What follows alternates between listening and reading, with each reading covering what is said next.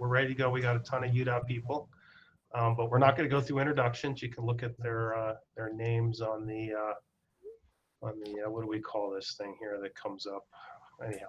Except I have 3 Chris Armstrongs. I don't know why, but 3 Armstrongs. Well, he's going to be presenting here, so maybe he's got more devices hooked on. Okay. To do that, so he's part of our agenda here. But Nagi, I'd like to, if it's okay with you, it's not on the agenda, but I thought the commissioners might want to have a little bit of discussion about the special session and some of the things that impact the department. And I could do that in 5 or 10 minutes if that's okay with the Yes, please. Yeah, that would be okay. very appropriate. Great, thank you very much. Couple things that I want to bring your attention to. One goes back actually to the general session, and there was some modifications in the general session to the conflict of interest requirements. And so we've had our Attorney General go through, extract from that bill and update the forms that the commissioners all fill out as part of your conflict of interest declaration. And after this meeting, Heather will email out copies to you. If any of you have questions on what the intent is behind any of that, feel free to contact myself, or we can, if you really want to, really tries to pull his lawyer skills out, we could put him and the AG together on that. But just wanted to bring your attention to that.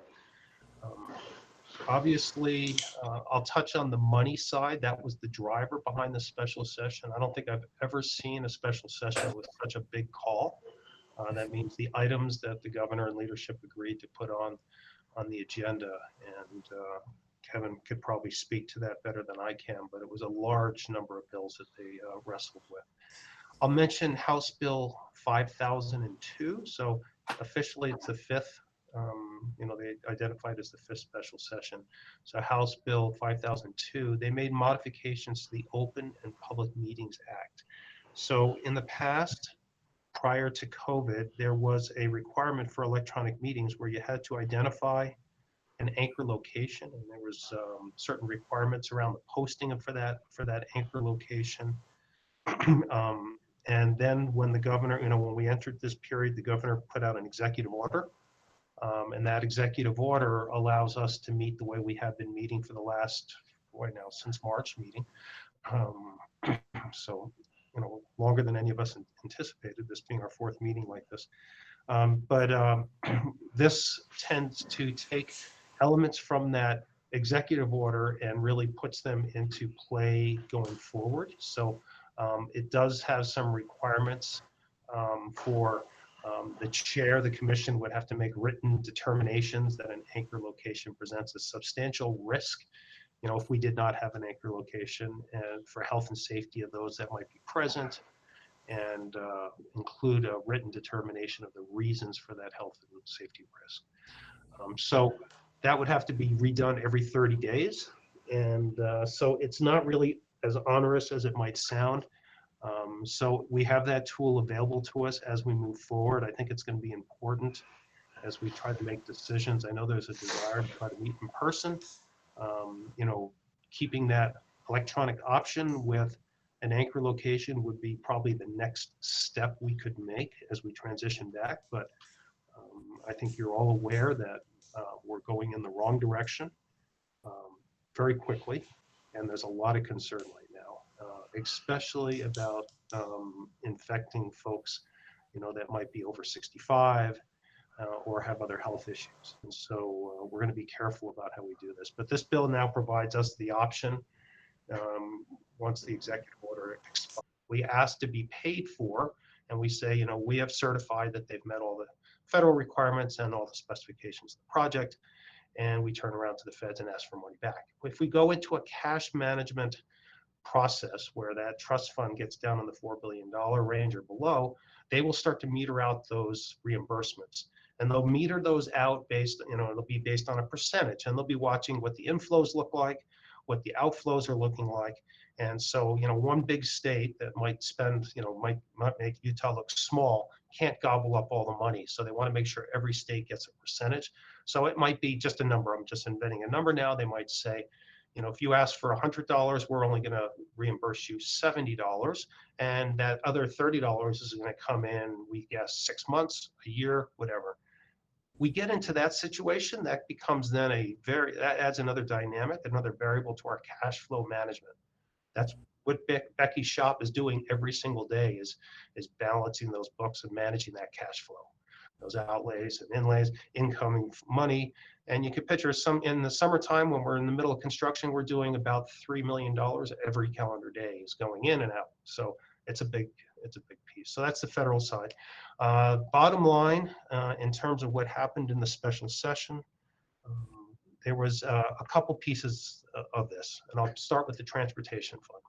And the transportation fund, if you recall, is made up of multiple line items. And so the legislature takes that transportation fund and allocates it to the different line items. And former Senator Van Tassel knows this well. But it funds the people, the people of the Department of Transportation. It funds the equipment. That's how we buy salt.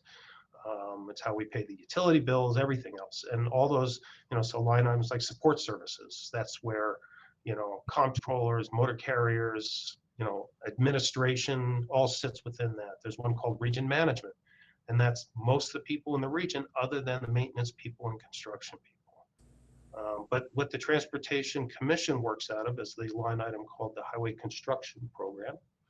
And that highway construction line item is those projects that you program. And so you programmed about, Terry, I think it was $155 million is what we asked for you in March and April to program.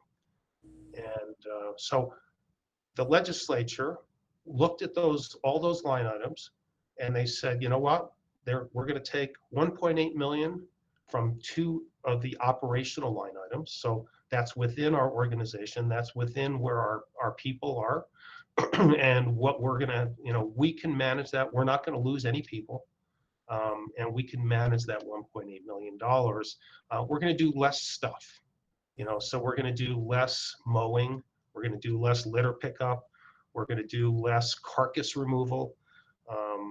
We identified things that were, we prioritized that it's not a safety issue, but we're going to, these are nice to have issues. They're not absolute as important.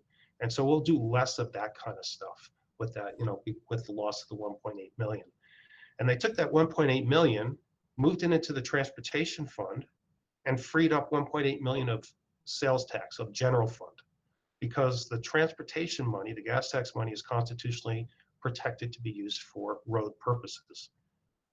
So then they freed up that 1.8 million of sales tax, general fund, and then used that as part of the Band-Aid to heal the general state budget.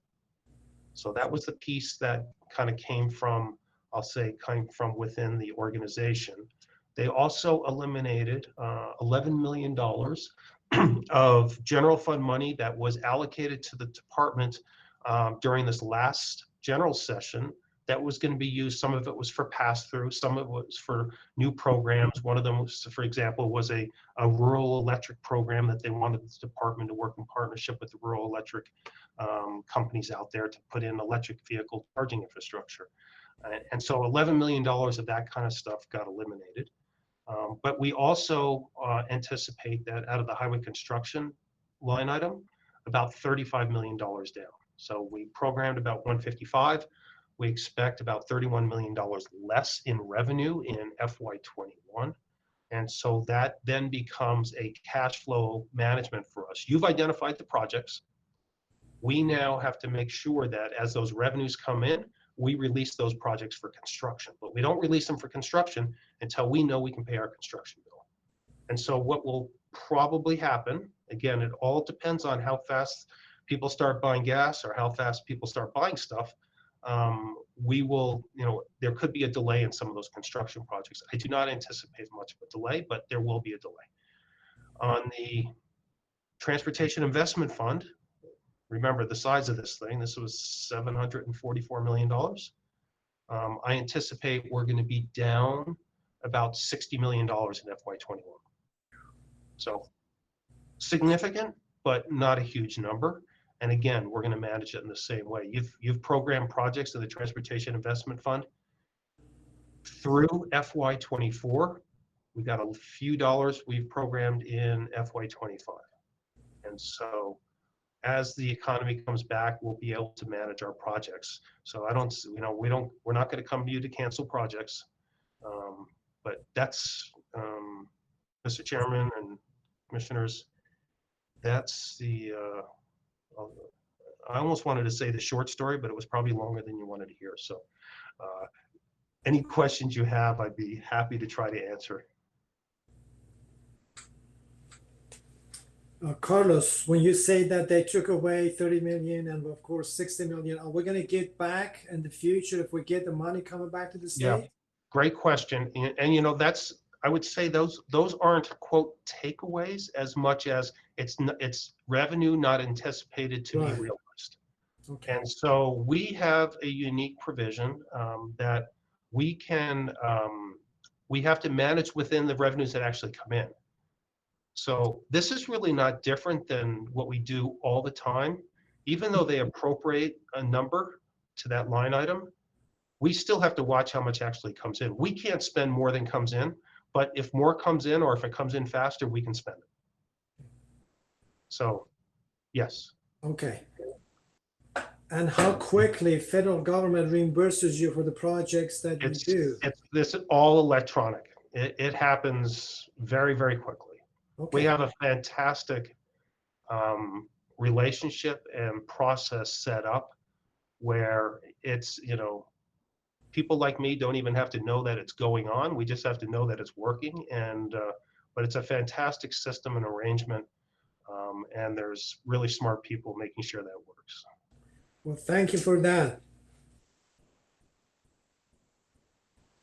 Any other commissioners? I see Lou's, I'm making Lou laugh. I'm not sure what that, what I did to do that.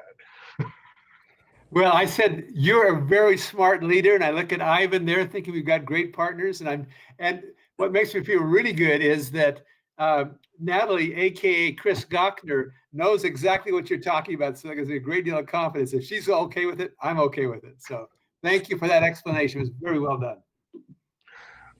Thank you. It was a large and a long piece of sausage making to get to the point. That's for sure. And I heard, as I came on, Ivan just said he believes twice a week. Is that what that said, Ivan? Yes. Okay. I heard Kevin talking about possibility of bonding. Yeah, there's a lot of interest in quote stimulus and backfill of trying to move stuff forward. And there is a very, I'll say, a good amount of bonding capacity within the state. That will probably be considered in the August, September timeframe when we expect another special session. So, and as they came into this, I mean, the legislators were clear about this. They had to make a lot of assumptions, and things are moving very, very quickly in terms of how to adjust the budgets in this special session. One of the things they said in executive approach, they did not build in an assumption of a second wave of COVID. As a second slowdown or shelter in place type of thing. As you watch the economy, that's going to be driving a lot of this. And I reported to our interim committee last week. I showed some graphs about our travel.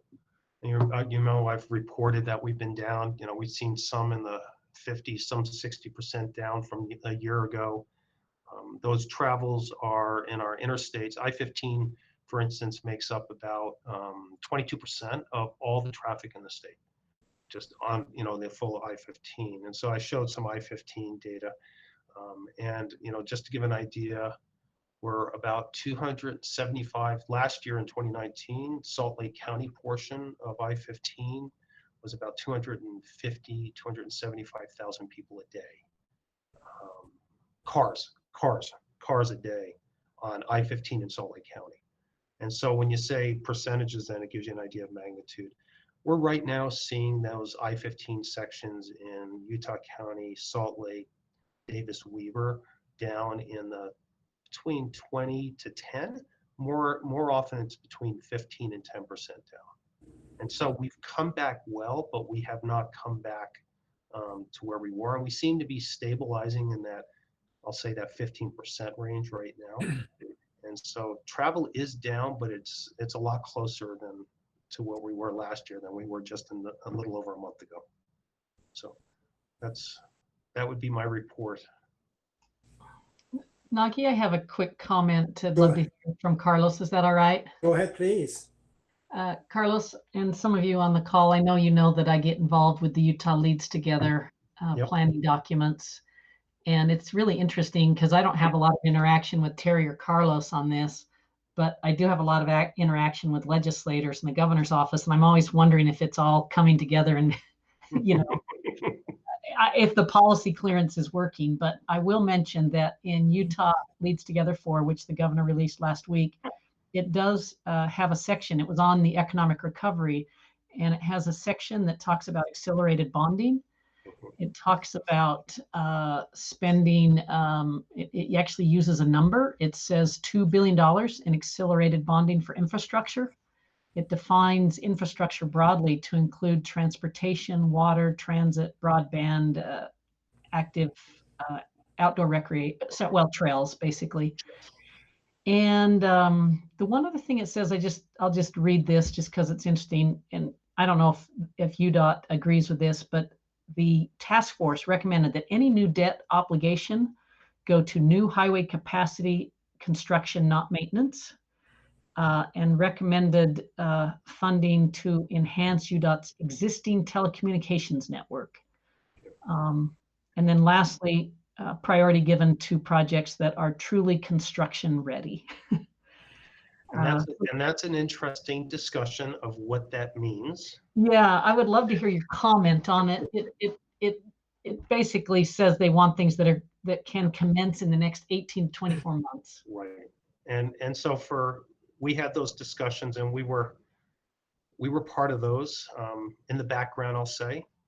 You know, we coordinated with the governor, and you know, he's obviously the leader of this, but we sat down with him and looked at projects and philosophy, and the speaker and the president as well.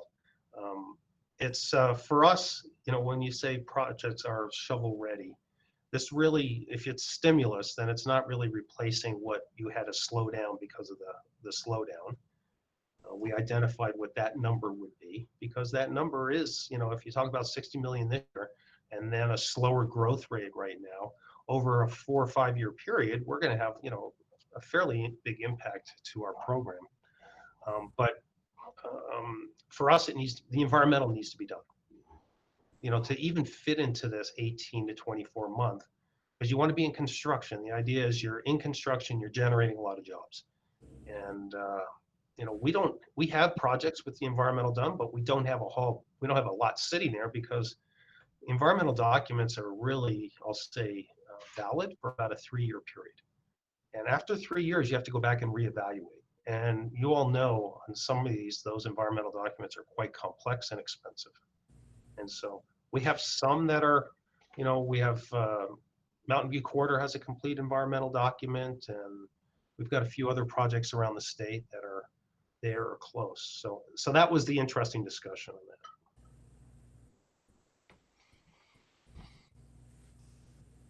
Sounds good. It sounds like the policy clearance process worked. Yes, thank you. So Nagi, that's all I have, again, unless there's questions, but I haven't pulled up our agenda yet. Heather, do you want to pull up the agenda if you're on?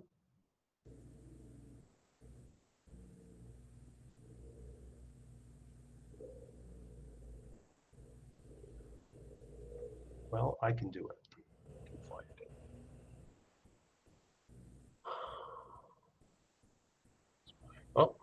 Oh, thank you, Ivan. Ivan, thank you. So, commissioners, we've got 3 items here. The first one is it's more of a casual conversation that Ben's going to lead on this. But you also see this on our agenda for tomorrow, because as part of your commission rule for the project prioritization, it requires that annual review. And I know it feels like we just did this, but we're starting the year again. And so that cycle starts, and Ben's going to lead us through a conversation on that. Number two is one that we were like, we were planning on May having because we were going to be in Park City, and that's where we have this connected vehicle, really some of the most exciting stuff in the country going on. And we wanted to put you guys in cars and put you out there and drive around and show you what it does. And here we are. We're driving computers. And so the team is going to, no pressure, guys. They're going to basically give you that real life experience sitting here in your living rooms. And so hopefully we can demonstrate the concept behind this and how it works. And then really the third one is a very interesting project that a lot of people care a lot about. We've been having public hearings. We had a series of 2 virtual public meetings, Tuesday, Wednesday, and last night we had an in-person public meeting on the Cottonwood Canyon alternatives, and we just wanted to give the commissioners an update on that process. So with that, I'll turn to Ben. Thank you. Good morning, everyone. Good morning. Ivan, if you'll bring up the presentation there. So I also want to mention I have Andrea Olson, our UDOT Planning Director, and Richard Brockmeyer also from UDOT Planning with me today to help with this conversation that we're going to have today. So to go to the next slide, as Carlos mentioned, why are we talking about prioritization again? It feels like we just kind of went through this whole process and finished. So as we worked this past year to develop and implement the new prioritization process, one of the goals was to be able to continuously improve this process, incorporate lessons learned, look at use better data, or look at different ways to use the data. So with that in mind, the administrative rule laid out an annual review process. So I've shown a couple excerpt lines from that R940-6 rule that state that the commission will review the written prioritization process annually. And as part of that, one of the other goals, as always, is to get good input, hear from the public, work with our partners and collaborating on this process. So there's a couple lines there that are excerpts from that administrative rule. So that's why we're talking about it today, is we're going to start this annual review discussion. So Ivan, if you'll click on the prioritization process webpage right there, I just want to make a couple quick points here and scroll down a little ways under the general project prioritization information. If you click on that top one, the new prioritization process, new capacity project prioritization process, that administrative rule also incorporates by reference this document. So this document serves as the written process. And the rule also lays out of how you change this document. So this document encapsulates all the models and the data and everything that is used in this prioritization process. So I guess the reason why I wanted to point that out is one of the things that as we go through this review, it may be helpful to think about reviewing this process and any potential changes that we might make to the process in a few different ways.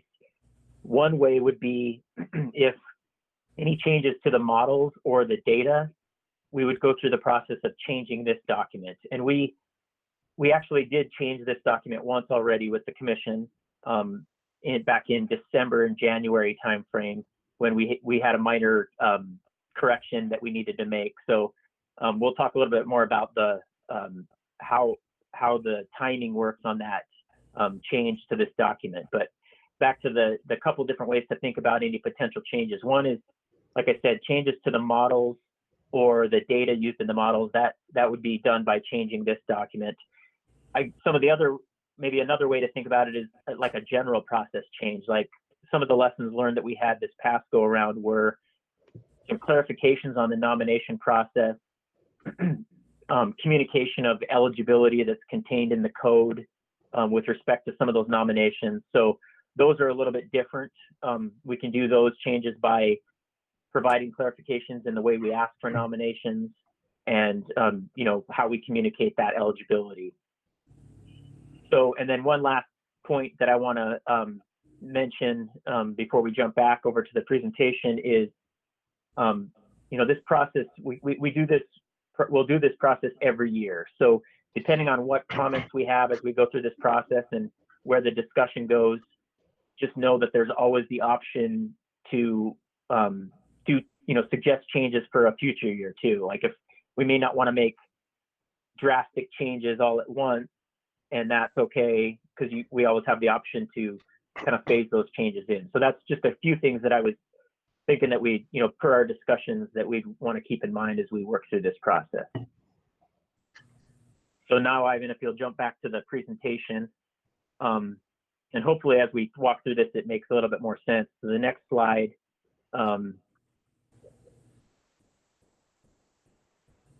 guess it wouldn't be a commission presentation if we didn't have like a calendar look ahead like we always seem to do.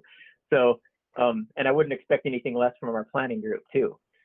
So this schedule here kind of answers the question, why are we talking about prioritization now?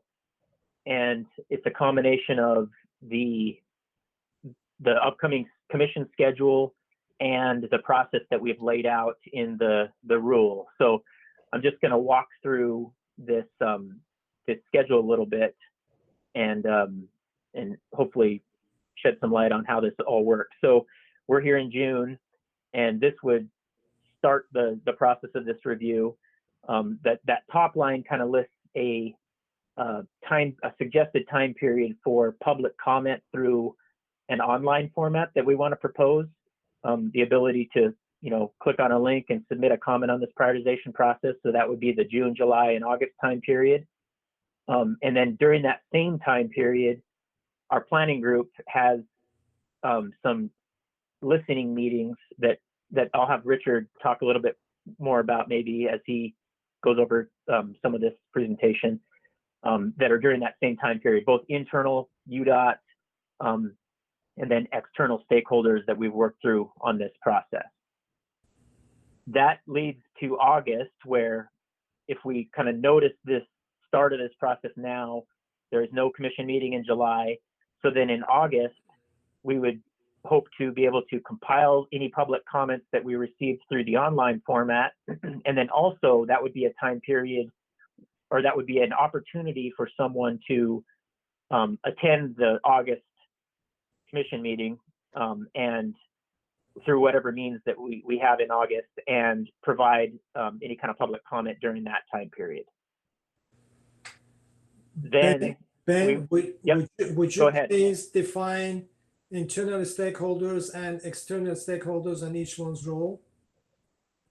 Yeah, and maybe what, if I could, I'll just walk through a couple these last points on the schedule, and then I'll have Richard explain those, and then he can transition into some of the stuff that he was going to talk about. But yeah, thank you, and I'll have him do that. Okay. So in the September commission meeting, we would then have taken the different public comments, anything that we've learned or discussed, and hopefully be able to present any recommendations for process updates. You know, maybe it's in one or more of those categories that I talked about before.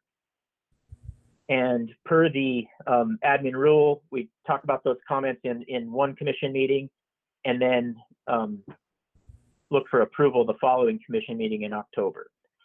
So that's generally what this schedule represents at this point. So I guess other than I'll have Richard talk about the stakeholder meetings here. Are there any other questions on this calendar or recommended path forward?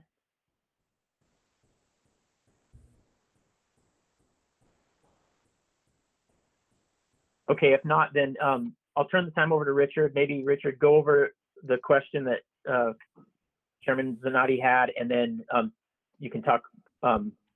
He's going to go over an overview of some of the model stuff that we went over last year. Sure. Can everybody hear me okay? Yes. Great. So yeah, the internal stakeholders really is focused on the regions and hearing from them what they felt worked, what suggestions they have for measures and the models. External stakeholders are the MPOs, transit agencies. We have stakeholders from some of the health groups, Bike Utah, those kinds of external stakeholders.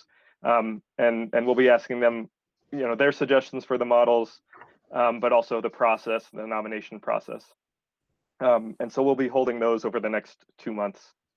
Does that answer your question? Yes, thank you. Okay. Just to give a quick review of the model framework, everything sort of fits within the UVision framework with those outcome areas of good health, strong economy, better mobility, and connected communities. We're looking at that for all the models. And then under that outcome, you've got the criteria where we're in all of the models. Now there's a model for TIF highway, TIF active transportation, TTIF transit, and TTIF first last mile. In all 4 of those models, this is the same framework. So we're always going to be looking at the same criteria. We're always going to be looking at throughput, but how we actually, what measures we use for throughput, for example, differs depending on the model. Ivan, if you'd scroll to the next slide.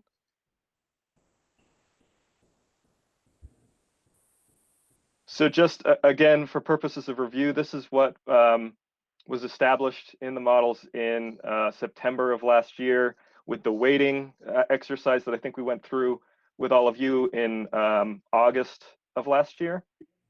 So you can see we've weighted at the outcome area level, and then within each one of those established weighting for the criteria. And then you can see what measures are made up under that criteria. If you go to the next slide. This is the active model. So again, you can see the same framework, same criteria, but the measures have changed. And next slide. So ultimately, the purpose of these models, again, they're not decision tools, they're decision support tools. And so once we've put all the projects through the models, established if they're, in the cases of the ones that are nomination based, that they're eligible, you all can use the outputs to help inform the funding decision. So this is what was approved last month for TIF highway and TIF active. Next slide, please.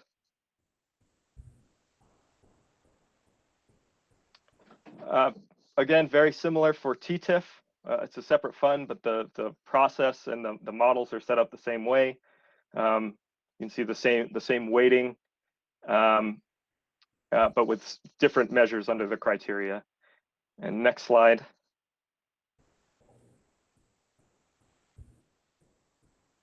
And this is the TTIF first last mile framework. And again, this is just to give you a reminder of how everything's set up, but that document that Ben pointed to earlier has everything documented much more on what data sources are used, those kinds of things. Next slide. And in the case of TTIF, again, the purpose is to help you all make a decision. So you can see the ranking from the model's perspective, but then determine how the funding and cash flow is actually worked out. So I know there's a lot in those slides. Any questions about any of that?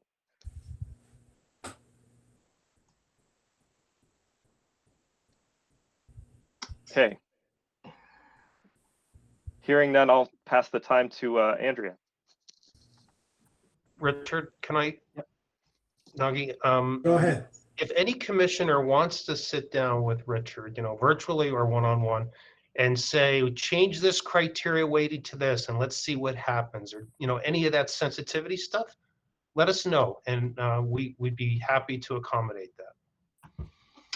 I Hey, appreciate that, Carlos. I've had a few of those that, came up in my region that I sit down and talked, and they looked at it, explained what went into it, even said, well, maybe we can look at this tweak. So I really appreciate the time they've allowed us to understand this more. Thank you. Well, it's your model, Natalie or Chris. I've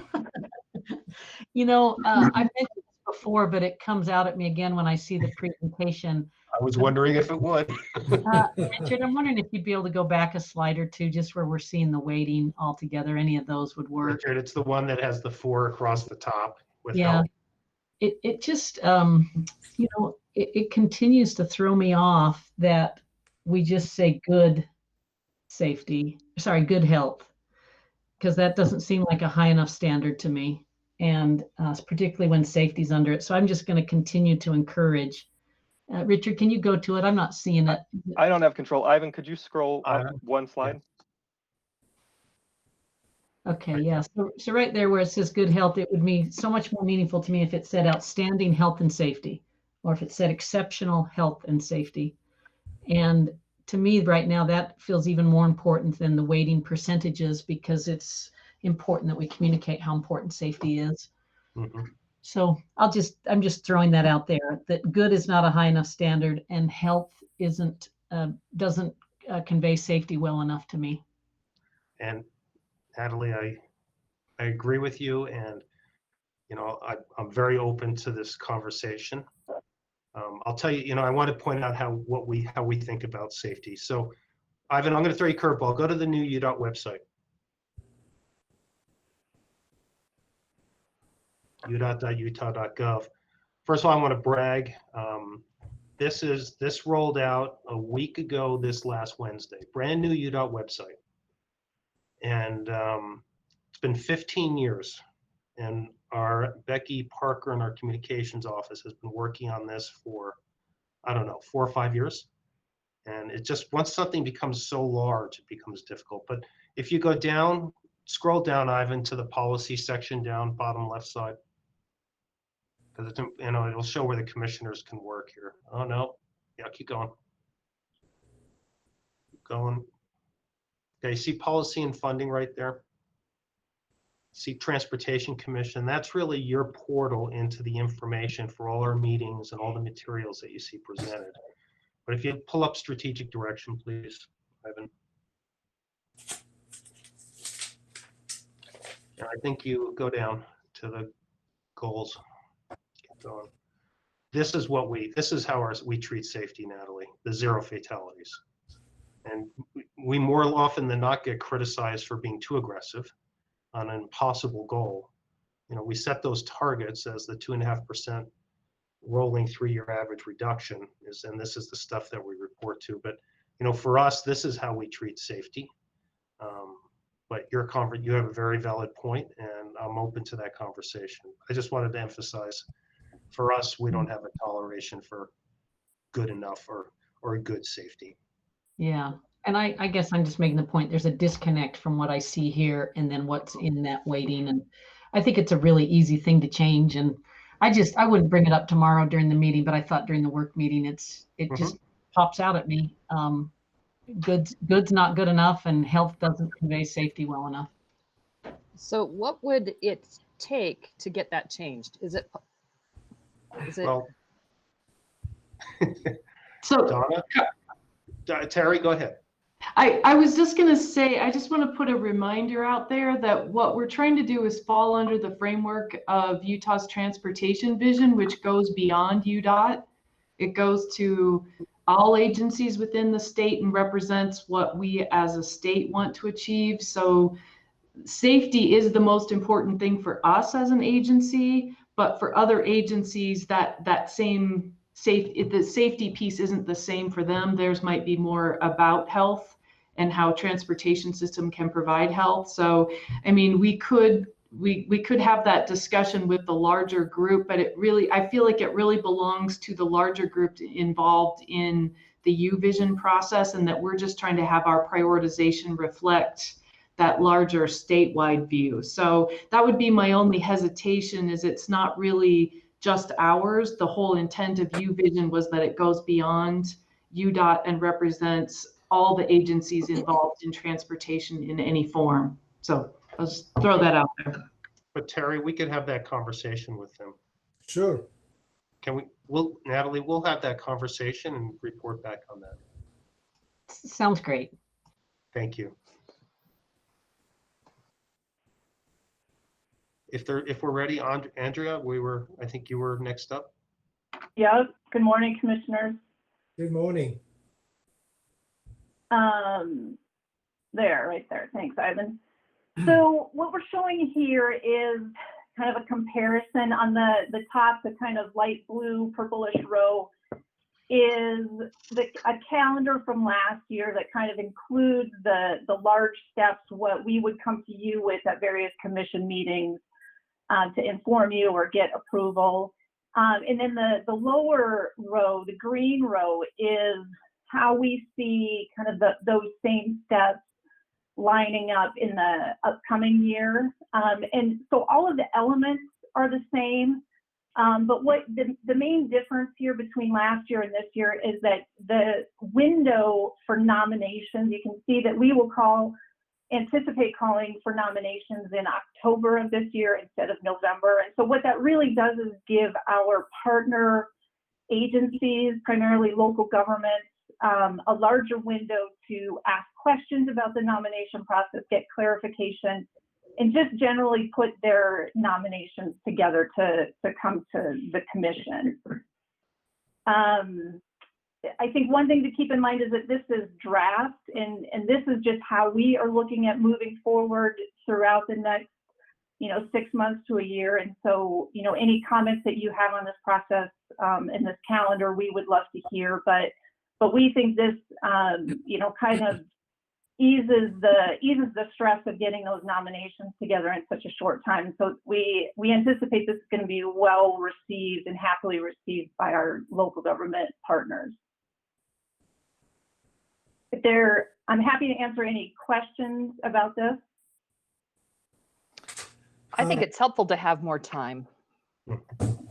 Absolutely.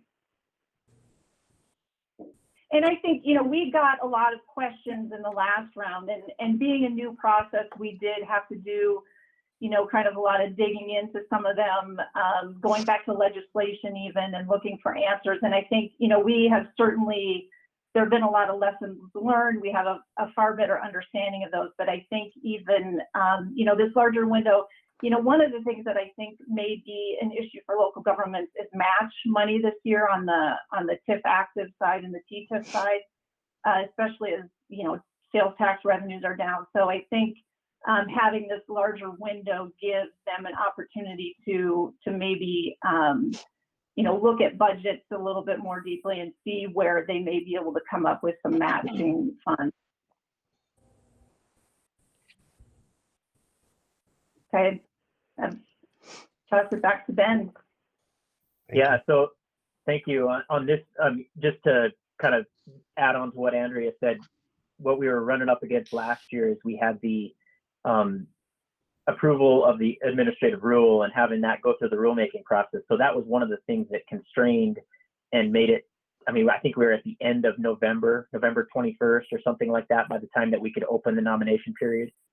So that was one of the things that that drove that last year. And if you'll scroll to the next slide, it's a repeat of the previous slide. So now hopefully this all makes sense of why we wanted to target October, because if we got all the approvals and everything done right at October, the October 16th commission meeting, then that would dovetail with what Andrea just showed, and we'd be able to open up that nomination process to move forward a little bit earlier than last, month and a half or so earlier than last year. So hopefully that all, like I said, the planning group, they're always looking ahead and looking at logistics and timing and stuff. So it's great, but that's what this schedule does. So I guess the only other thing that I had is that tomorrow I would anticipate at the commission meeting that I'll do a brief recap of this and,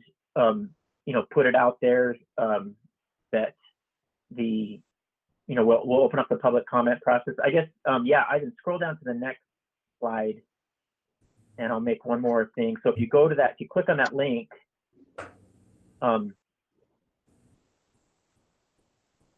opens up the prioritization website. This morning we put up a link to make a comment on the process. So this is what we anticipate using for the online comments. And so I would, as part of what we talk about tomorrow, or the brief recap that I would do tomorrow, that I would point to this link during that public meeting so that that's one way that the word gets out on this. Obviously, through those meetings with the stakeholders and stuff, we would promote this opportunity also. So I think, let's see, I'm looking at my notes here. I think we covered the stuff that I had down. So is there any other questions, or does anybody want to add anything or ask anything about this, what we've talked about today?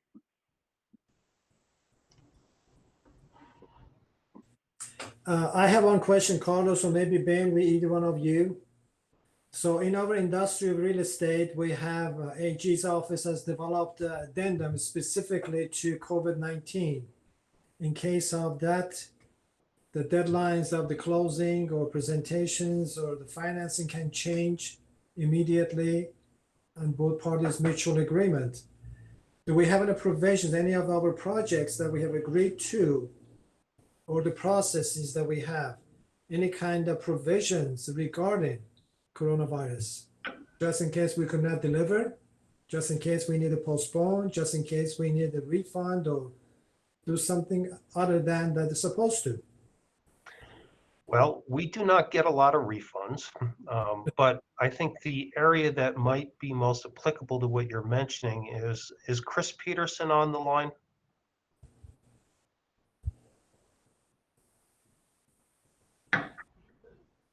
Jason, do you know if Chris is on? So Chris had standards meeting. Okay. So he asked that if something popped up, I was supposed to answer. So I was dealing with a little BOR issue on one of our projects. What was the question again, Commissioner? Commission, about the we have any provisions for the COVID-19 in case of delays in the projects or any kind of funding or refunding of the projects? So what we've done is when this started, we put some information out there about some options that we would provide to our contractors in regards to if they experience delays on the project. What we said was, if you're going to claim a delay due to COVID, then you were basically saying you're not going to try and get any of the early completion bonuses that we have on some of our projects. And to my knowledge, I believe only one project asked to take that opportunity on. Everyone else was pretty much, no, we're still going to go through for our early completion bonuses. We don't want to basically put this in place, put the COVID option in place so we're not held, so we can have some additional time to do it. And it was a smaller project.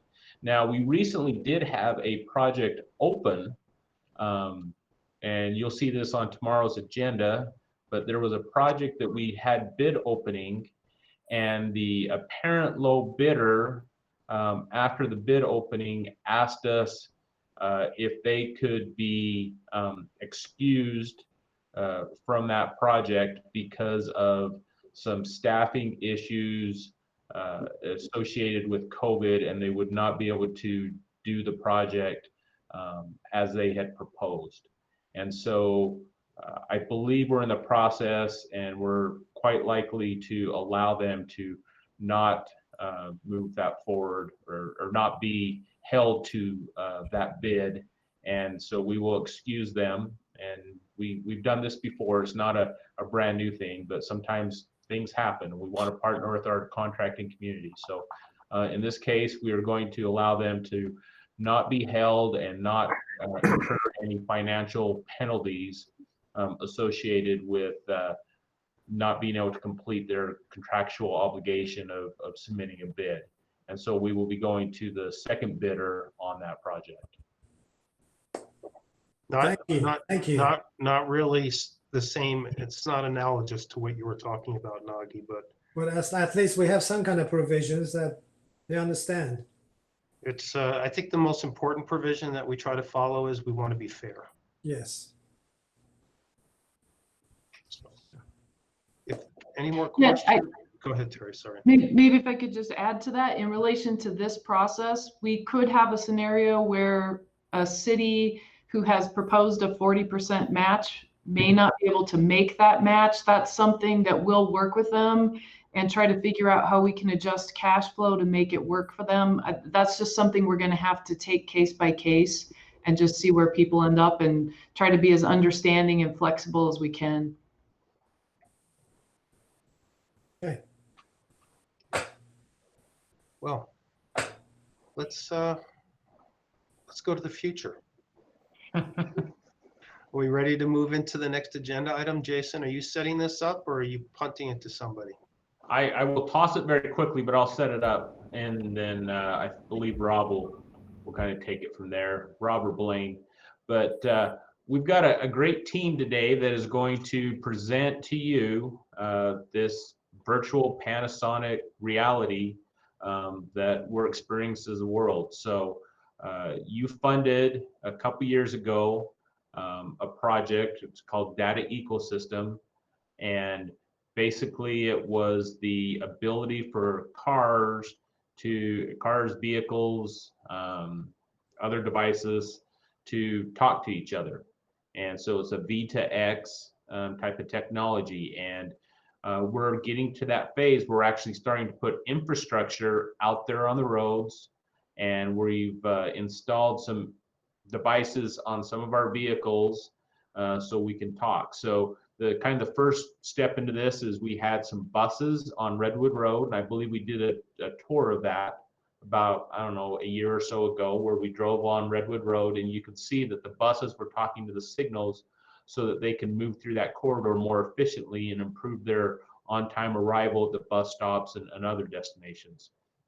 We then took that technology, applied it to our snow plows, and I believe the first corridor we did that on, besides Redwood Road, was Foothill Drive. And so the Foothill Drive project allowed our plows to do something similar to where we were arriving at the signals and they're turning green to allow our plows to move through there more safely and efficiently and get the snow off the road. So this next step is private vehicles. So the team is going to present to you what we would have done in the field and driving on public streets and having a vehicle talk to the infrastructure, as well as also communicate some other messages that I'll let the presentation show you. So I'll hand it off at that point. Hi, this is Blaine Leonard, UDOT's Transportation Technology Engineer. Thank you, Jason, for that introduction, and welcome everyone. Commissioners, Carlos, and senior UDOT staff, we really appreciate you giving us a little time today. We're excited to give you an update on our connected vehicle ecosystem project and show you some progress we've made over the past few months in our partnership with Panasonic. You may remember that in January, we did a presentation about what this project is proposing to do. And today we're hoping to show you, we're planning to show you some of what we are doing and have done. As Carlos mentioned a little while ago, we had really hoped to do this in person and to put you in a vehicle and let you sort of touch and feel. And we appreciate you working with us in this remote format as we try to do this virtually. And in a few minutes, we will virtually put you in one of our vehicles and let you see this system in action live. So before we start, I want to cover a couple of logistics real quick. We've got some slides we're going to present, and then some the live demo where you'll ride along with us, if you will, and then a couple more slides talking about what our next steps are and where we're headed. That's about 30 minutes worth. We would appreciate it, since we've got a bunch of moving parts in this presentation, if you would sort of hold your questions till the end. Feel free to write them in the chat box. We may respond to some of them in chat as we go along, but we'll certainly respond to all of your questions at the end of the demo. We want to make sure we do that. So if you could indulge us and use the chat box, that'd be great. To get started today, I want to introduce a few of the UDOT people we have here with us on our team, and the Panasonic folks as well. Again, I'm Blaine Leonard. Peter Jager is with us. He's the project manager for this project on my team. You'll hear from him in a few minutes. Lisa Miller is our traveler information manager and our outreach and growth manager for our connected and automated vehicle program. And Chris Savrakis is one of our project managers in our transportation technology group. Last January, you met Chris Armstrong, who is the vice president of Panasonic's connected vehicle business. And I'm going to turn the time over to Chris now to introduce the folks he's got on this call. And then he's going to give you a little bit of recap of what we talked about in January, just so we can sort of remember the technology a little bit before we dive a little deeper. Chris? Yeah, thanks so much, Blaine. And hello again, commissioners and UDOT team. It's great to see all of you, even if virtually today. As Blaine said, I'll do a quick refresh of connected vehicle technology as we covered it in January. And then we're going to get to the fun part of today, where we show you how this technology is working live and in action in vehicles, on Utah roadways, and in the cloud. So the first thing I want to cover today is I'm going to give you an acronym to remember. We're going to do our best to avoid using lots and lots of acronyms for you. But there's one that I do want you to remember, and that is Vehicle to Everything Communication, or V2X. So when we say V2X, we are talking about vehicles talking to each other, vehicles talking to the roadside, and vehicles talking to other travelers like pedestrians or bicyclists. And what I really want to emphasize is that V2X communication allows for two-way bidirectional communication between vehicles and your infrastructure. So we not only have the ability to collect data from vehicles and understand what they're seeing out on your roadways, but we can also generate alerts directly back into the car. So you're going to hear us use the term V2X a lot today. And the reason that is so important is because today's vehicles are very advanced, and through their sensors, they know a lot about what's happening out there on the roadways, as well as what's happening inside of the car. And these capabilities are very valuable to DOTs like UDOT, as you all work really hard to make your roadways safer and more efficient. So you may remember this slide from January. It's essentially an X-ray view into what vehicles look like today. And we like to highlight that today's cars have a lot to say. And that's essentially what connected vehicle technology, or V2X, is all about. So if you were to see a car rolling off the lot 5 to 10 years ago, this might have only been your luxury vehicles like your Mercedes-Benz or your BMWs. But today, this X-ray view represents really all cars. This is a Toyota Camry, or a Chevy Malibu, or even a Ford F-150. And with all these various sensors, cars are able to see angle changing traffic lights. They're able to sense roadway and weather conditions and what's happening outside the vehicle. But they can also help us understand what's happening inside the car. Is the driver braking, or are they accelerating or changing lanes? And really importantly, this is all anonymous data. We don't have the ability to track people, where they're going, or what they're doing, or who they are. And we're going to talk a lot more about privacy and security today as well. So in transportation, you all know very well, we've spent many years installing sensors on roadways to try and perceive what's happening out there. But with connected car technology, or V2X technology, our cars can tell us exactly what's happening, right when and where it's happening. And we can not only hear them and listen to what they have to say, but we can actually talk right back to them. And so that's what today is all about, to show you what we spent a year building together, UDOT and Panasonic, to talk to these cars and to hear what they have to say.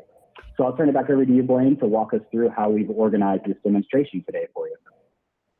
Thanks, Chris. I hope everybody found that review helpful, and it kind of gets us in the zone for the conversation today. We're going to focus today on highlights of our phase 1 results and the new capabilities we built in Utah.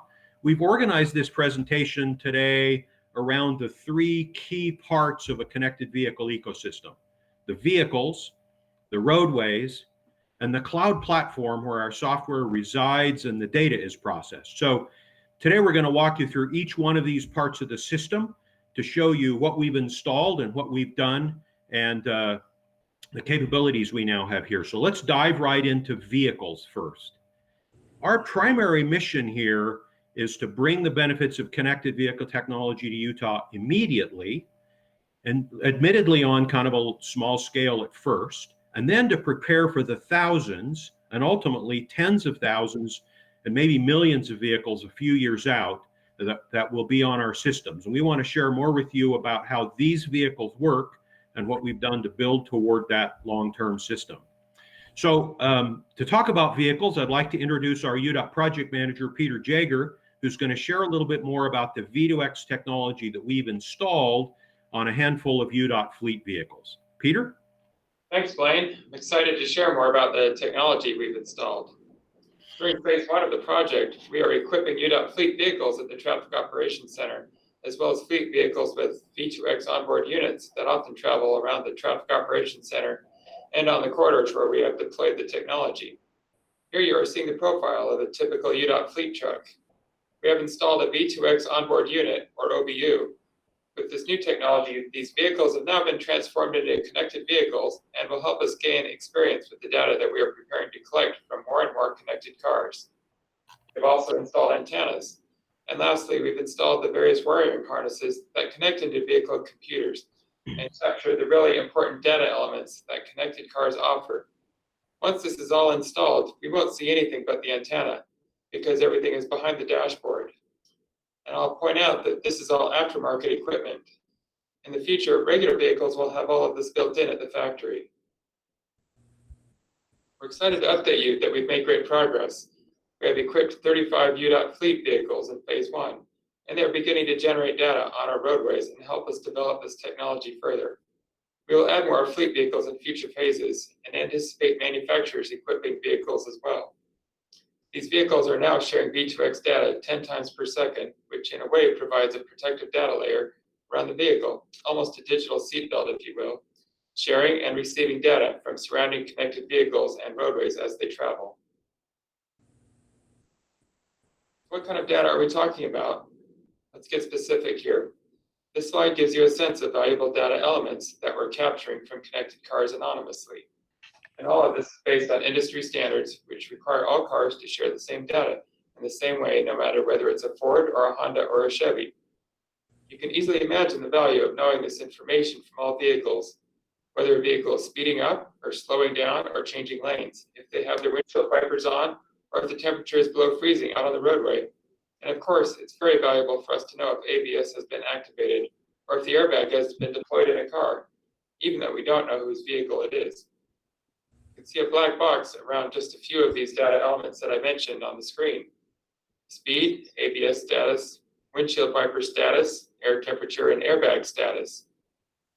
For now, this is just our fleet vehicles, but we will have more and more connected cars that generate this data showing up on our roadways in 2022 and 2023, and we have lots to do to prepare the roadways to interact with them.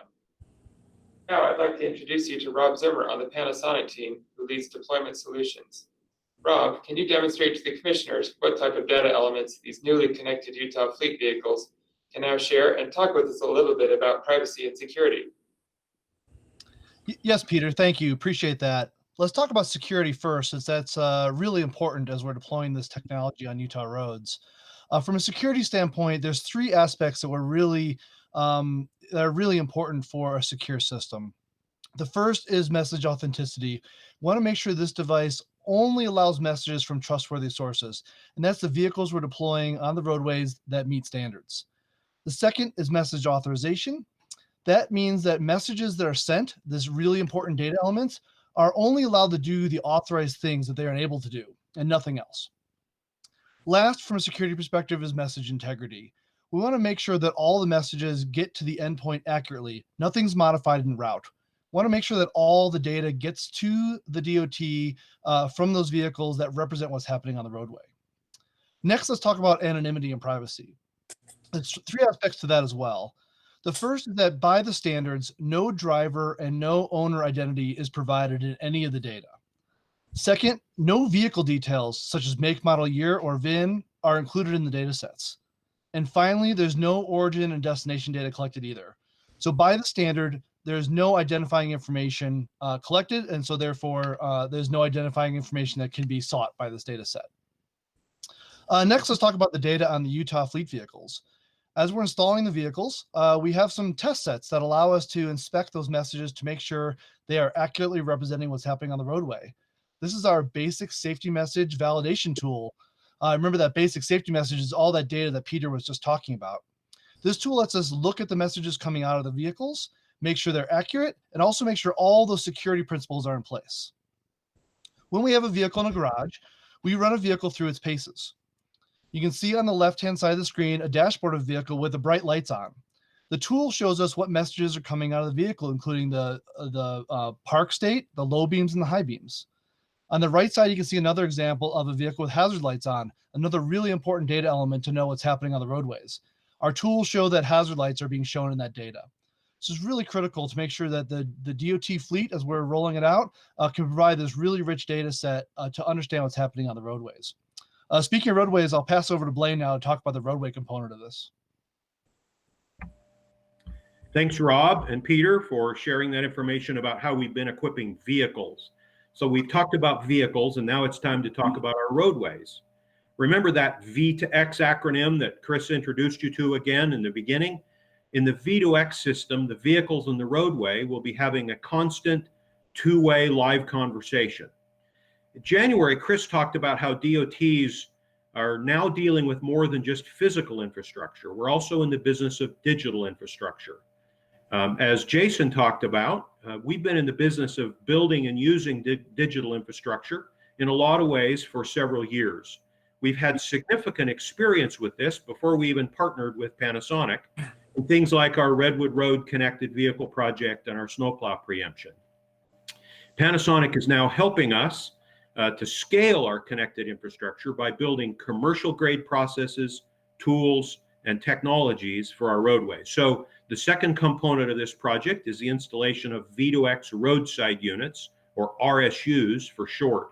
These RSUs along our roadway give us the ability to hear what connected cars are saying and ultimately to talk back to them. So here is a map that sort of simply shows the places we've installed roadside infrastructure in this first phase of the project, and we will expand this later. But during this first phase of the project over the last year or so, we've expanded UDOT's existing connected infrastructure to 69 additional locations on intersections, along curves in Big Cottonwood Canyon, in dangerous weather areas near Park City, and along Interstate 80. Here are some pictures of some of those units, some of those RSUs installed along the roadway. As you drive around Salt Lake County and the area, you may see some of these on our poles. And so this is what you'll be seeing. Effectively, these RSUs give us the ability to collect V2X data from the vehicles that Peter showed you so that we can transform that data into actionable information. These RSUs allow UDOT to hear what connected cars are saying and identify where congestion is building up due to a crash or some other incident. It can also tell us about roadway weather conditions. Today, you're going to see both of those use cases in action. So next, we've talked about vehicles and roadway. Let's take you into the cloud and see into some of our cloud tools where we can see these RSUs on a live map. So this map is live, and all those green dots represent roadside units that are installed along the roadway. And they are allowing us to hear and see what's going on with the vehicles. Now, along the right-hand side of this map is a panel, and this panel is telling us that these living documents are working successfully or that they're not. They're having some kind of a problem. That allows us to quickly identify challenges and get problems rectified. As we look at this map, you'll see that there are locations along I-80, kind of through the middle, and maybe you can see a cursor there floating around on the map, where we're anxious to gather weather data on up through Parley's Canyon We know the weather changes there frequently. Southeast of there, near the Park City area, you can see the locations of RSUs that we've selected also because of the weather rapidly changing in that area and how important that is to safety and our economy there. We also installed RSUs in several of the dangerous curves in Big Cottonwood Canyon, places where we know that there's a bit of a history of curve-related crashes. That allows us ultimately in the next phase to put warnings into the cab to tell the driver that they're approaching a curve and they need to slow down or do whatever is appropriate at that particular moment. Finally, over on the far left-hand side of the screen, and we're going to zoom in there, we have our demonstration loop. This is a set of RSUs that we've installed on traffic intersections near the Traffic Operations Center. The idea here is that we could showcase these capabilities that we have at UDOT by putting you in a car and driving you around this loop physically. Obviously, today we're not going to be able to do that. So we want to drive you around this loop near the TOC virtually and let you see and touch and understand the technology firsthand as best you can without being in the vehicle. So today we're going to give you that experience virtually. So let's do that right now. Let's see all this come together. We've talked to you about the vehicles. We've talked to you about the roadways. We've shown you a glimpse into the cloud. Let's give you a chance to see it come together real time with vehicles talking to roadways and bringing data back to our cloud. So with that, I'm going to introduce Lisa Miller, and she's going to set up our demonstration for you and tell you a little bit about how you're going to step into the car. Lisa? Great, thanks Blaney, and good morning commissioners. We're so excited to demonstrate to you today how we can hear from connected cars on Utah roadways. Now we have a driver out on the road right now, and he's traveling along that connected infrastructure that Blaine mentioned, the demo loop that's around the Traffic Operations Center where we have those roadside units installed. Everything we show you today is active and operational at all deployment sites that Blaine mentioned earlier. And this demo loop was really built to give stakeholders like you the ability to see this connected vehicle technology firsthand. Now, before we get started, I'm going to walk you through an easy step on Google Meet just to make sure you have the best viewing experience possible for this demo. So if you can follow along with me, there should be 3 dots in the lower right-hand corner of your Google Meet browser, and you may have to wake up your mouse and hover over that area on the bottom of your screen. If you click at the bottom of your screen, you'll see those 3 dots in the far right-hand corner. Please click on those and select Change Layout. And it looks like we have a tutorial on the screen here, so that's great. Once you see those, you'll be given 4 options. There's Auto, Sidebar, Spotlight, and Tiled. Please select the Spotlight option for the best viewing experience. This really removes the participant webcam views from your screen and maximizes the demo views. We'll pause for a quick minute here to make sure everybody can change their layouts. And if you have any questions, feel free, let us know, or you can certainly leave it as is for now. Wonderful. Okay, let's move forward. It's time for the demo. We're now going to share a video from inside the demo vehicle so you can step in to the vehicle with us virtually. You should now be seeing one of our deployment engineers, Chris Savrakis, in a vehicle on your screen.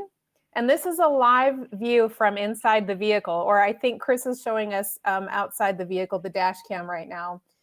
We'll wave hello to Chris right now while he's stationary. Chris will be hands-free once the demo begins. Hi, Chris. There he is. Good morning, commissioners. Good morning, Carlos, and the rest Good of the morning. senior leaders.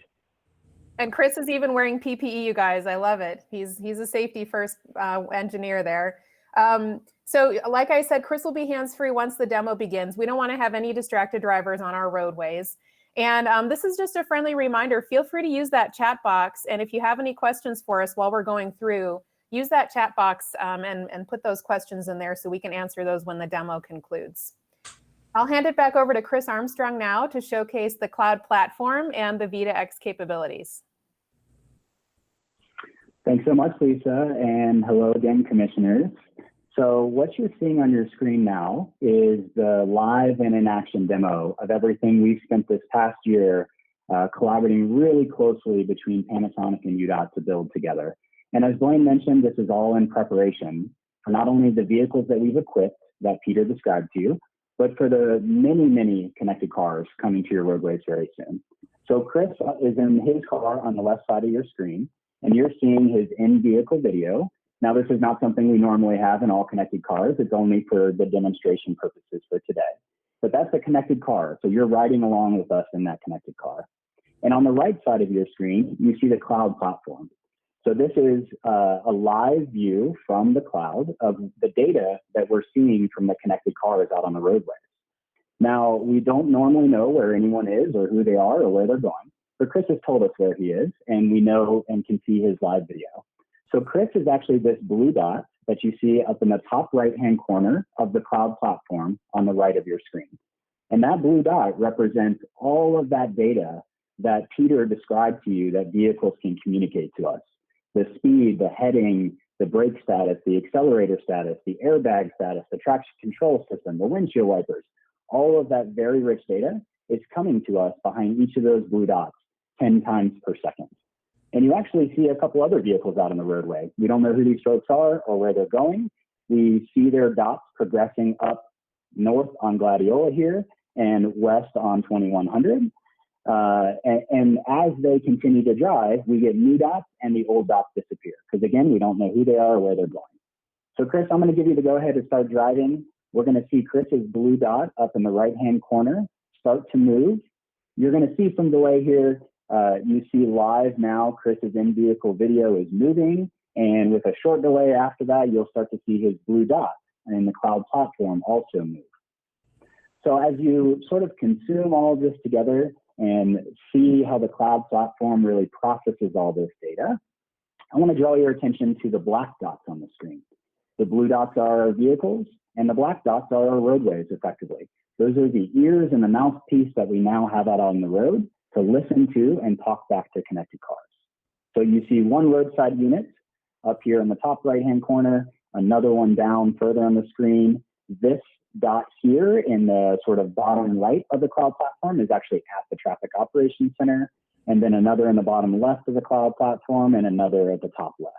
So those roadside units give us that coverage of the roadways to understand what's going on. So as Chris is driving along here, remember behind each one of those dots is a wealth of data. And what I want you to imagine is, this is about 3 or 4 vehicles driving around on the roadway. Imagine when thousands or even tens of thousands, or as Blaine said, millions of vehicles are on the roadway. And we can listen to all of them and understand what they have to tell us about what's happening on the roadway. You can imagine that's a lot of data, and it's a lot to sift through to find the really important information. It's pretty much a data needle and a big giant data haystack, if you will. So today we're going to demonstrate these really exciting new capabilities that you have in Utah to sift through all of this connected car data and find the really important information. Let me give you a sense for what we can do with that information. I'm going to draw your attention to the bottom right hand of your screen in the cloud platform. You're seeing 4 different things here. So the first one is a basic safety message count. That's how many data points we're getting right now in this moment. And you can see it's over 1,049 data points from just these few cars that you see out on the roadway. So again, imagine the scale of what we have to build to be ready for all those cars. And just after 1 year, we are ready for all those cars. What I'd like to do next is kind of set up the demonstration that we're going to give to you and let you know how it's going to work. I encourage you to follow along with Chris in the car as you see him driving on the left side of your screen. We know that Chris is going to be heading south here on Gladiola on the right side of your screen in the cloud platform. So you can kind of watch Chris on the left side of your screen in the car, and you can watch him progress on the roadway on the right side of your screen in the cloud platform. Now, what we're going to do is we're going to have Chris drive all the way down Gladiola. He's then going to take a left on the frontage road that is down here along parallel to 201. There's a nice safe shoulder there on 201, and we're going to, on the frontage road, and we're going to ask Chris to pull over there and come to a complete stop. And then what we've done is we don't want to cause any crashes and we don't want to have any airbags go off. So we've given Chris the ability to press a button inside of his car that will simulate that his airbag has gone off. And that's the only thing that's not real 100% happening right now in the real world for you today. Now, when Chris presses that button, what's going to happen is his car is going to begin broadcasting right away. My airbag has gone off. My airbag has gone off. And any other vehicles passing by can hear that. And our roadside units or our ears that are listening to all this data can hear that as well.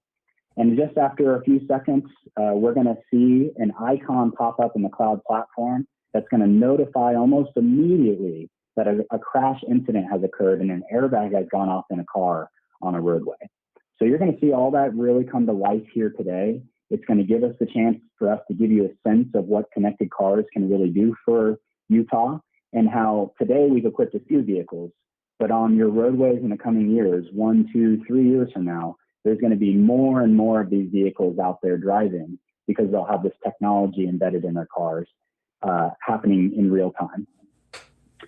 You see Chris has now come to a stop there in the left-hand lane. He's going to be waiting to turn left on the frontage road there. So I'm going to take this opportunity to actually pull up a live traffic camera view, and we're going to show you that this is really happening out there. So give me a second here as the live traffic view comes up. We're going to put Chris up here in the top left-hand corner of your screen, and we're going to keep the live traffic camera view down here on the bottom of your screen. And what you're going to see is in that traffic camera view on the bottom left-hand of your screen, you're going to see Chris eventually pull into the picture. And he's going to pull over safely on the side of the road. So we see Chris in his live vehicle, his live in-vehicle video. He's now pulling safely over to the side of the road. And just a brief second after that, you're seeing in the traffic camera on the bottom left-hand of your screen, we see Chris's vehicle is now there over on the shoulder. And he's in a Ford F-150. He's got his hazards lights on. So he's safely letting everyone know that he's pulling over there on the shoulder. If you go back to the right side of your screen, you see that the vehicle has pulled over. The blue dots have stopped moving. And we know that's Chris because, again, he's told us that. And Chris, if you can hear us okay, I'm going to have you go ahead and let us know when you push that airbag button in the car. Okay, pushing it right now. All right, thanks, Chris. So this message is going from the vehicle to the roadside, back through your fiber network, over the internet to the cloud, and being processed in real time in the cloud platform. And as we are waiting to see the cloud platform process and identify that this event has occurred, I want to remind you that today, sometimes this type of thing can take up to 10 to 15 minutes before the Traffic Operations Center is notified of an incident because someone called 911 or because they see traffic building up on their camera views. And now if you look at your cloud platform on the right side of your screen, you should be seeing this little red triangle down here on the right, the bottom of the screen. And we see a little highlight around that red triangle. That indicates to us visually on the map that a crash has occurred at this location. And then on the right side of the screen, you see in the event panel, crash incident 100%. And the reason it says 100% is because we are 100% certain that an airbag has gone off here. So this is an incident that we need to respond to very, very quickly. Now, there could be other indicators like changing speeds or hard braking, and that might warn us that something has happened out there, but maybe we're less sure that it's a crash. It might be something else. So because this is an airbag data element, it tells us specifically what's happening, and we're confident that this is something that we need to respond to very quickly. And again, you saw this happen in a matter of seconds, maybe 5 to 10 seconds. Chris pressed the button, and almost immediately we get that from the car to the roadside to the cloud, and we notify roadway operators in real time. And this capability is built for traffic operators in your TOC. So as you've all seen this today, I know you all know very well, every minute that a lane is blocked, it's 4 extra minutes of delay. And every minute you're stuck in traffic, it increases the risk of being rear-ended. So in January, we mentioned one of the key benefits of this technology is to reduce emergency response times, as well as reduce travel times. And this new capability that Panasonic and UDOT have collaborated on and built together is demonstrating to you a very big step in preparing Utah for the many connected cars that are coming to your roadways. So we can not only do this for the cars and the blue dots that you see driving around today, but the many more that are coming very, very soon. So commissioners, thank you very much for your time. I'd like to spend just a very brief few moments taking us back to the slides to give you some exciting updates about VDEX technology in the industry, and also just very quickly recap the benefits of the tech overall and our project goals and objectives. So on the first slide here, if we take a step back and we think about the primary vision of this partnership, it really comes down to one thing. UDOT and Panasonic are partnered together to prepare Utah to receive data from and communicate alerts to all the connected cars on the roadways. And we are laser focused on making sure that this project improves safety first and foremost. Now, when we started this project, we knew that General Motors and Ford had made significant announcements about this technology being embedded in their cars, some GMs in 2023, and all Fords, all brand new Fords in your state will have this technology in 2022. And there's been another big announcement in the industry as recent as April. Many companies across the auto industry have further committed and united together to have at least 5 million of these devices and radios embedded in new cars by the end of 2025. And you can see the likes of Honda, Nissan, Chrysler, Kia, and many others in the auto industry that have committed to this. So we're really excited about the hard work we've done to prepare for this, and it's a lot of work. And on the next slide, I want to remind you about the phased approach that we're taking to this. So phase one is what we've covered here today. And in phase one, we built together for a year the ability to capture, analyze, and know what's happening from connected cars. The next phase is called phase two, and that's where we act. That's what completes that two-way communication loop and gives us the ability to then talk back to cars. We'll then work to enhance and integrate with existing systems so we can bring transportation data all into one central place for you. And phase five is where we really innovate. Our goal there is to engage the brilliant minds around Utah and the nation and have more than just Utah and Panasonic trying to solve transportation issues and build new applications. The good news is that we've already started this work in phase one, and we've actually engaged Utah universities, startups, and transportation experts in Utah to begin accessing all this data and brainstorming new applications with us. Now, on the next slide, you may remember this one. We set 6 key project objectives. You won't be surprised. We're very focused on improving safety, reducing congestion, and enhancing predictive maintenance. We also want to build one connected Utah and make sure this touches the 4 corners of Utah. We've initially built out in the Salt Lake City area, but we want to now expand to all 4 regions within Utah. We are confident that with Utah's leadership in this space nationally, this could be an economic development engine for you as a state. And then lastly, we want to empower the UDOT workforce as well. I'll end today focusing on why are we doing this, right? The better outcomes that all of us are targeting.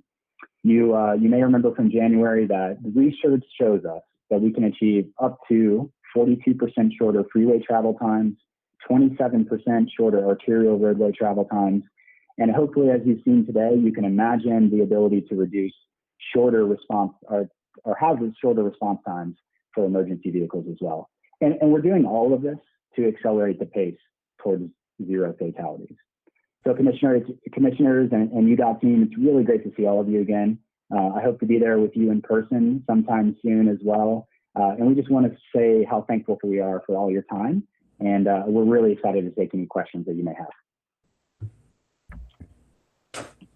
Thanks, Chris, for walking us through all of that. This is Blaine again. And I've been trying to respond to some of the questions in the chat box, but we're open now and would like to elaborate on any of those questions you'd like us to, or focus on anything else that you'd like to talk about relative to this project. I do have a few questions, if you don't mind to start, please. Yes, please. I start with the Peter, then I will go with the Rob, and then come back to you, Blaine. Okay. Okay, Peter, you talked about all the sensors that you had in the vehicles. I did not see any sensor for humans. Are you going to be able to have one that if there's not suitable to drive the car that day, they don't allow to start the car? Yeah, we don't have that yet.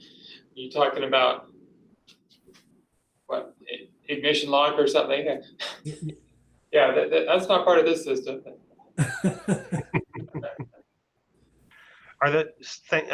No, thank you. Are you referring to like an ignition interlock system that, because, you know, those are required for folks that don't understand that you shouldn't drive while you're under the Oh yeah, influence. yeah, the stupid people that they just get in the car and if they were mad or they had a little bit of a things to drink or a little bit of things to smoke. Well, I'm not sure about being mad. We don't want to road rage, but honestly, the human senses should be also be part of that sensors that you have for those vehicles that should stop people driving on the road. Thank you, Carlos. There are opportunities for that. So you all may have seen projects and technologies where LiDAR or cameras are installed at intersections to understand where pedestrians and where bicyclists. Video is very good at knowing where exactly a pedestrian or a bicyclist is. And then there's actually tools out there that can convert those locations and broadcast messages to vehicles. So Carlos, that's one opportunity where infrastructure can sense them and talk to the cars on their behalf. And the other opportunity is I think we're going to see more and more technologies built into these things we all carry around. And as we progress into a 5G world, where that connectivity becomes more reliable and can be faster with lower latency, your phone could tell a car around you to watch out for you. And we think that there's great potential for that in the long run as 5G technology progresses. Yeah, I agree, Chris. I think that with 5G and with our phones, that's gonna create that connection between vehicles and people and bicyclists to really help get to that, improve that safety. Nagi, you said you had several questions. Yes, my second question from Peter, how did you pick up those UDOT fleet to put those units in? From each region, because of the traffic congestion in some neighborhood, how did you pick up those? How do we select the vehicles? They're all in Region 2 right now. We selected ones at the Traffic Operations Center that would be used a lot in the demo area and looked at the maintenance stations and the construction projects that travel along Interstate 80 where we deployed the units, as well as Big Cottonwood Canyon. So we've got the Cottonwood Station, we've got the Parley's Canyon stations, and construction crew 8 here. We focused on those and a lot of the IMT trucks too, because we know they're out on the road all day and traveling. So able to get a lot of data from them. So in essence, as Peter said, we've sort of matched the deployments we're doing along the roadways for these specific uses and the vehicles that drive those roadways. Yeah, exactly. Okay. And as we move That forward, makes we'll do the sense. same thing. As we expand the roadside deployments, we'll pick vehicles that drive those corridors. My next question is from Rob Zimmer. You mentioned about 3 aspects of the safety and messages. What kind of encryption you're going to use for those messages coming in so you can stop the Napsters from getting in and grabbing those and modifying the messages? Yeah, that's a great question. Thanks for that. So the messages coming directly out of the vehicles are really intended to be received by everyone around the vehicle. They're safety messages. So the intent is for all the vehicles within between 100 and 300 meters to receive those messages to do things like collision avoidance and mobility calculation. So the data coming off the vehicle itself is not encrypted over the air. It is signed, and that security for signature does enforce that nothing has changed and we're not getting any man-in-the-middle attacks or any modifications. Now, once the data ends up in the cloud services, that data is now protected multiple different ways. From a security perspective, once it's in the hands of Utah in the Cirrus platform. So Rob mentioned that these messages are signed. There's a national system being built called the Security Credential Management System, where every message that's sent gets a little digital credential attached to it. And those entities that receive the messages can check that credential against a list. And so we've installed that on these 69 roadside locations.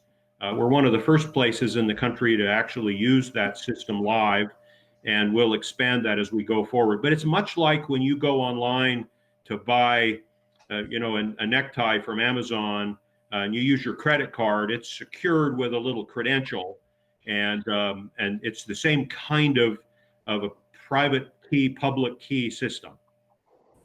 Okay, So second question, Rob, will there be any time in the future, 5 years, 10 years, that all the old cars gonna need to be equipped or be fined by the state troopers to have this kind of units on them? Because if they are not driving, if we're not hearing the message from next door to pull over, I'm getting too close, then I'm gonna be cause of the accident. Yeah, that's another great question. You know, as vehicles are rolling off from manufacturers' lots, starting with model year 21, 22, the OEM partners are really driving this technology into their vehicles.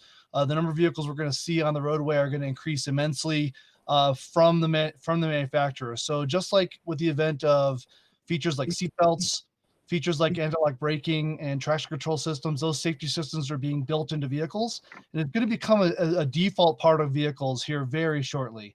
So we're going to see that as part of a default. So I don't necessarily can't comment on state patrol and their rules for pulling people over for having or not having it. But it'll be just part of the vehicle you're going to purchase from the dealership here very soon.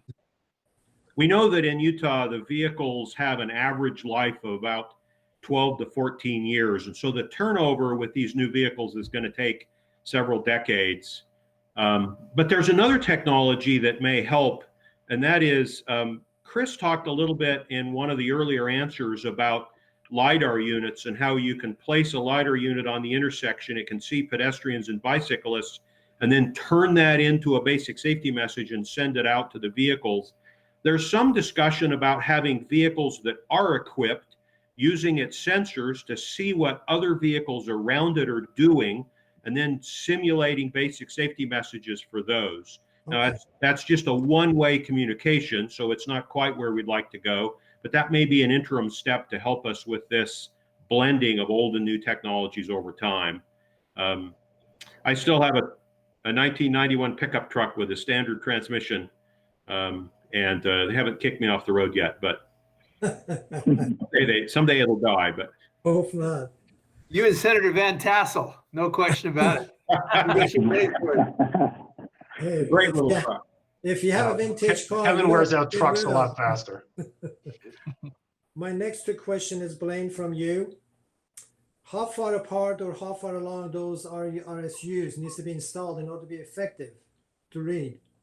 So the average range of those is about 300 meters, so 1,000 feet.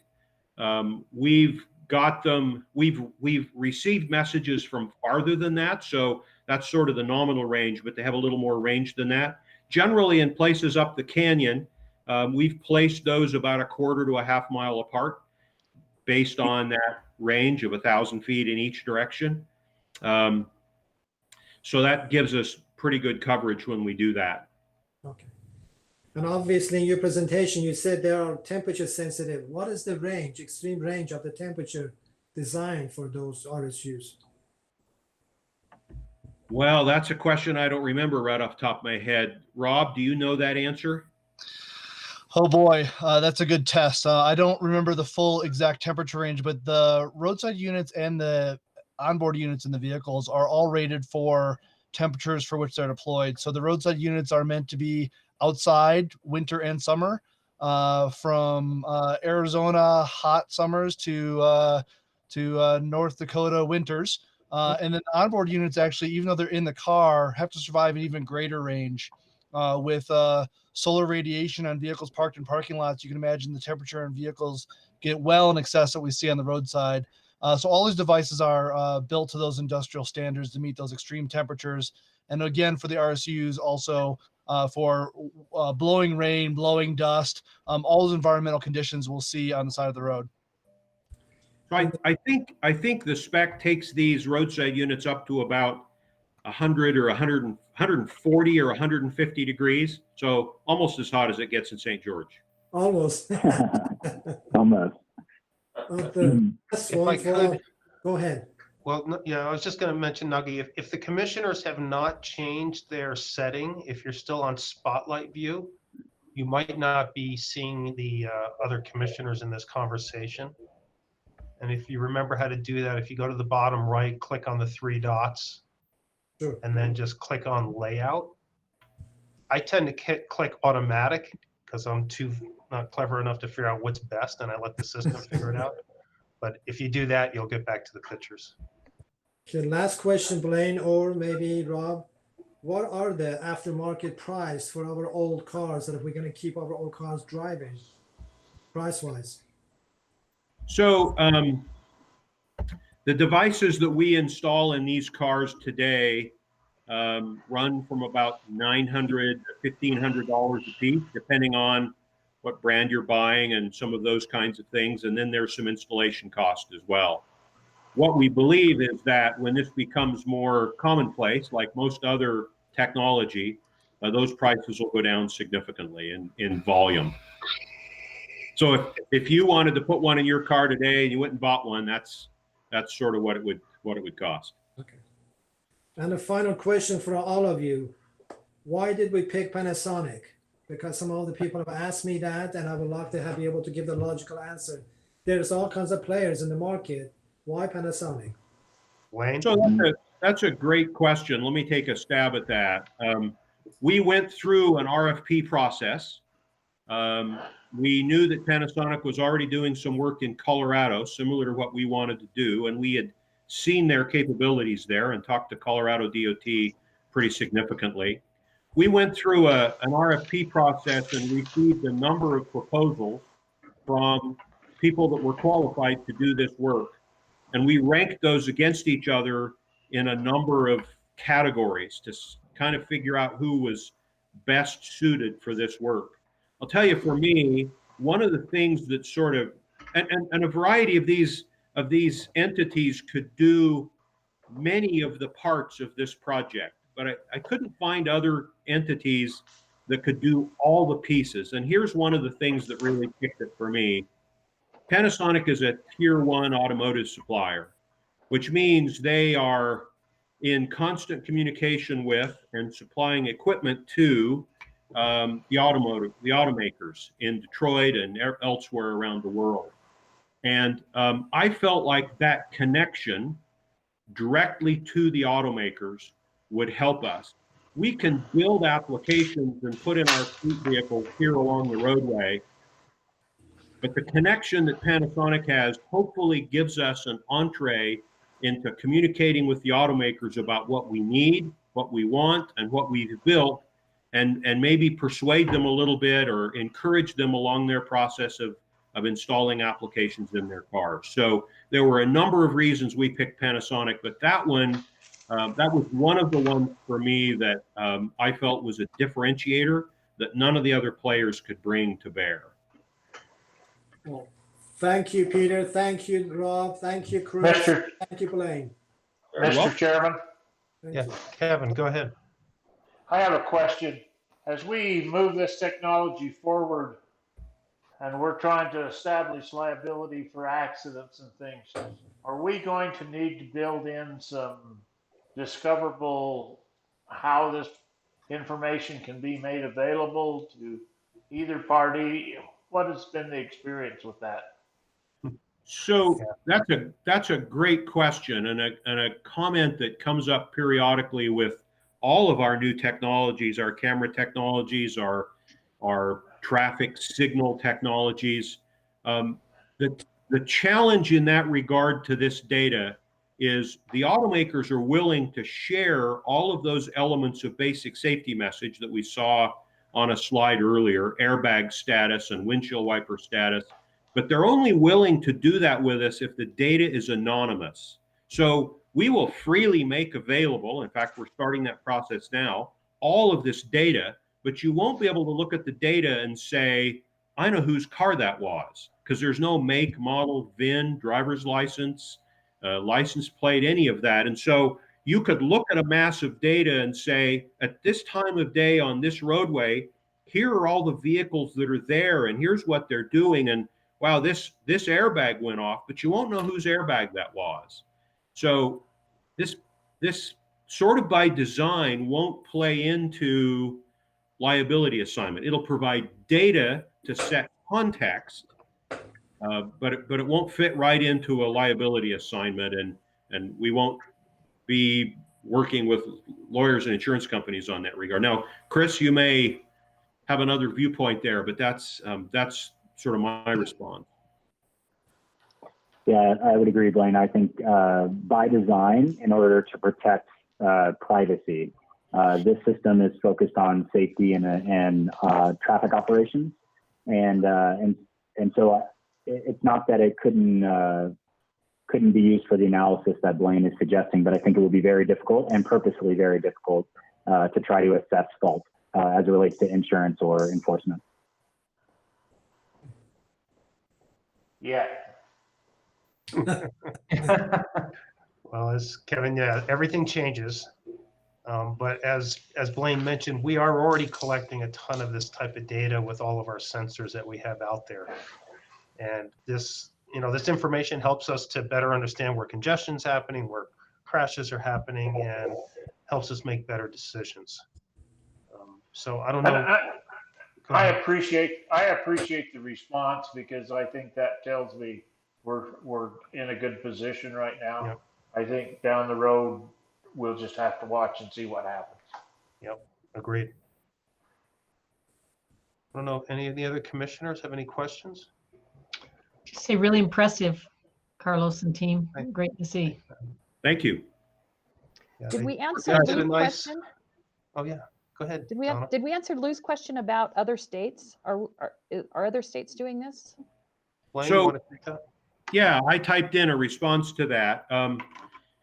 There are probably 40 or 50 locations in 27 or 28 states that have some sort of roadside infrastructure deployed as a pilot or a test. We call that the SPAT challenge, where we challenged other states to start deploying this information, this equipment. Most of those are not talking to vehicles. Most of those are not operational. They're really just sort of a trial or a first step, like we were taking in about 2014 or 15.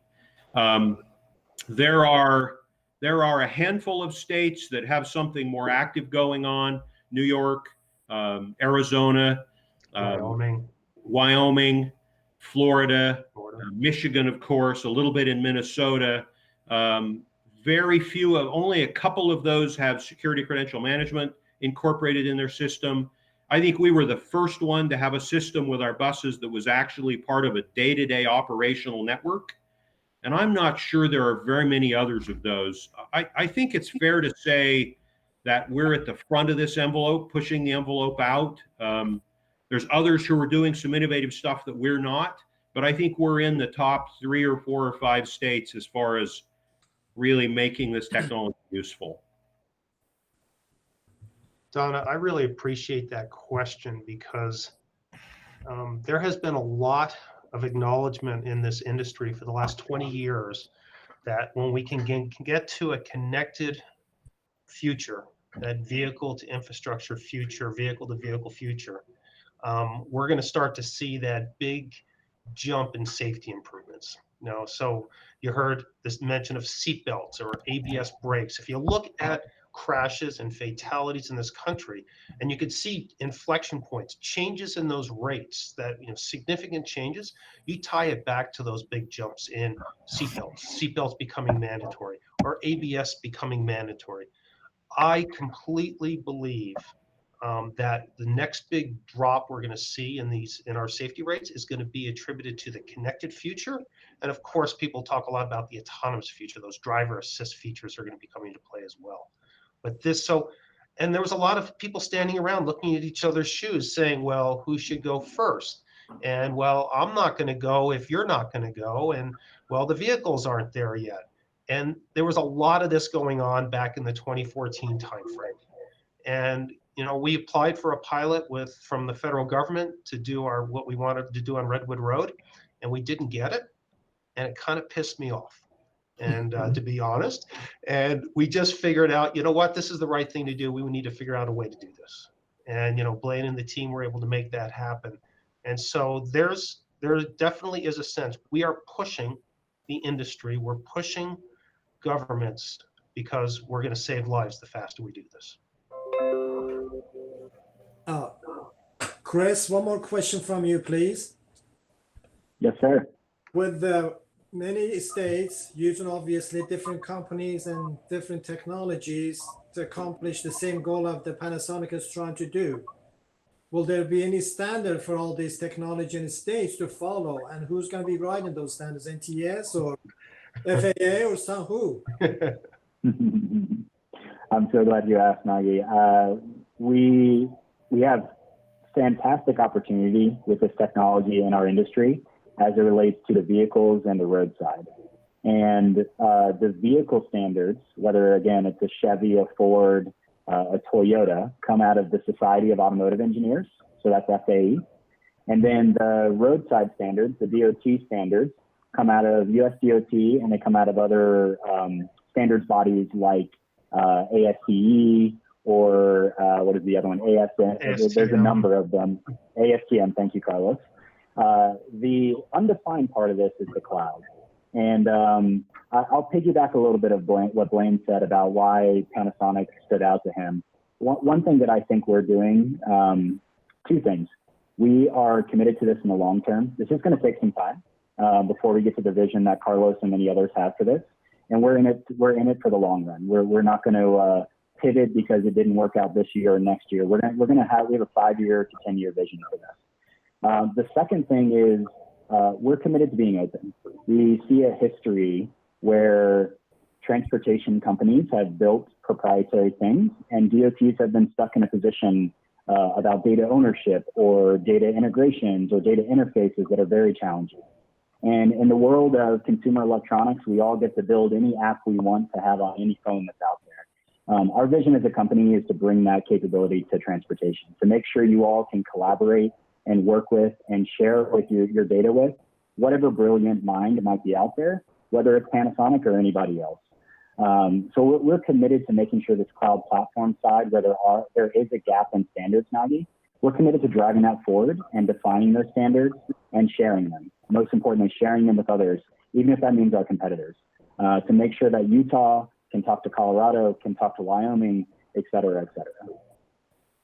Thank you for being generous. Thank you. And we are glad that we're actively involved in some of those standard committees. I co-chair one. Chuck Felice on my team co-chairs one. We're talking, since we're kind of at the edge of this nationally, we're working with a variety of organizations looking at certification. So we're not only using the standards, we're trying to help drive them, right? Providing our input about here's what it takes to make it work locally. Well, as a commission, we are proud of you. We are thankful for the genius that you have in all the departments, especially you, Blaine, and Chris. Thank you for partnering with the good people of the Utah. We hope to see many great things. We'll be back. Thanks for your support. Yeah. Thank you. Thank you for all your time. Well done. Well done. Thank you. Take care. And commissioners, if any of you would like to get in a car and go for a ride, we could make that happen. And, just as a smaller group. So let us know. Thank you. Well, I just bought a new car. Do you want to just put this in my car and I can be the first tester in Iron County? That way I would know that if anything happened, somebody would come after me right away. Ferrari that passed me the other day, Donna. What's that? Is that your Ferrari that you passed me in the other day? No. I bought a Jeep Grand Cherokee, so that I'm big and safe. Ooh. That was Commissioner Barlow, no question about it.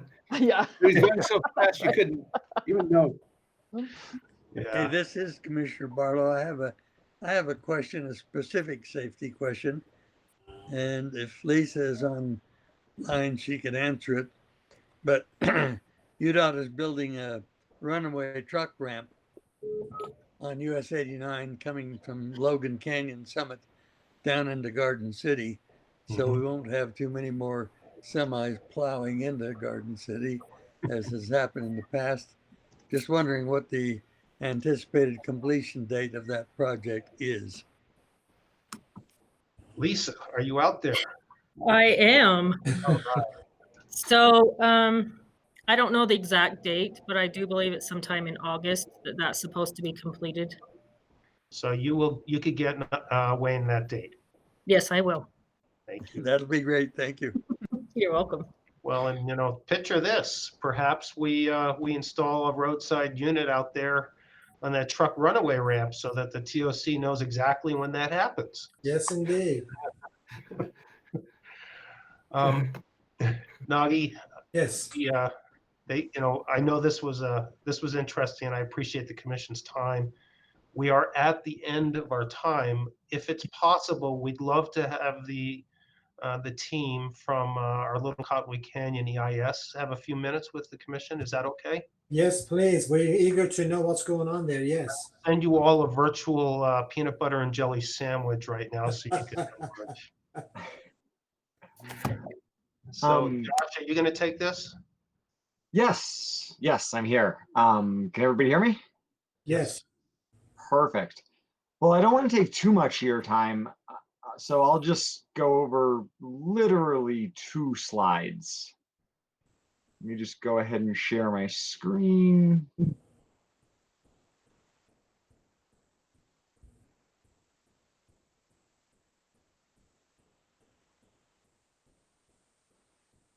So can everybody see a slide that says reasonable alternatives? Yes, we can.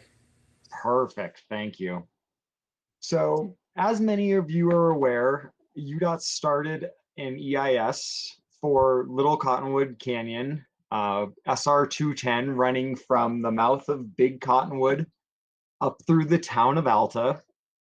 And back in April of 2019, we did a public comment period and asked everybody what their perceived problems in the canyon are, what some of the solutions to those problems are. And of course, we went through the numerous transportation studies that have been done on the canyons in the past 30 years by Cottonwood Heights, by Mountain Accord, and looked at all those reports. And we started this process with 105 concepts to solve our purpose and need. And our purpose for this project is to improve mobility, reliability, and safety on this section of roadway. And what we were able to do over the past year is to screen that down to the 3 reasonable alternatives that are on the screen today. So the 3 reasonable alternatives are enhanced bus with peak period shoulder lanes, and a gondola option. So I'll just spend a minute or 2 on each of those options. The enhanced bus option, there would be a mobility hub, both at the gravel pit and the existing UTA park and ride at 94 South and Highland. So you would take the bus there, it would be direct service to Alta or Snowbird, and we're proposing 24 buses per hour. So that equates to 12 buses per mobility hub. So there'd be a bus leaving every 5 minutes from one of the mobility hubs. Wow. The capital cost on this alternative is $283 million, with $9 million annual operation and maintenance costs. And the key differentiator of this option is that it doesn't include any widening in the canyon proper. So the second option, the enhanced bus with peak period shoulder lanes, is very similar to the same. It has the same 2 mobility hubs, same 24 buses per hour. The difference here is that we would actually add an 11-foot shoulder, both to the uphill and downhill lanes in the canyon. And that would allow buses to actually pass private vehicles in these peak period shoulder lanes and expedite the travel. And it would be very similar, if you're familiar, to the shoulder running bus operation between Park City and Kimball Junction. So for this option, the capital cost is projected to be $470 million, with $6.2 million operation and maintenance costs. And then we have the third option, the gondola option. This would actually involve, is currently proposed as only a single mobility hub at the gravel pit. And the important part I want everybody to recognize here is there would be no parking at the gondola base station under this option. So you would park at the gravel pit, board a bus to the mouth of Little Cottonwood where you transfer to the gondola and then have service up to Snowbird or Alta. The travel times, we're calling it seat time for a transit user. Under the first enhanced bus with no widening, that seat time would be 54 minutes. Under the enhanced bus with peak period shoulder lanes, that would be 36 minutes. And the seat time under the gondola option would be 63 minutes.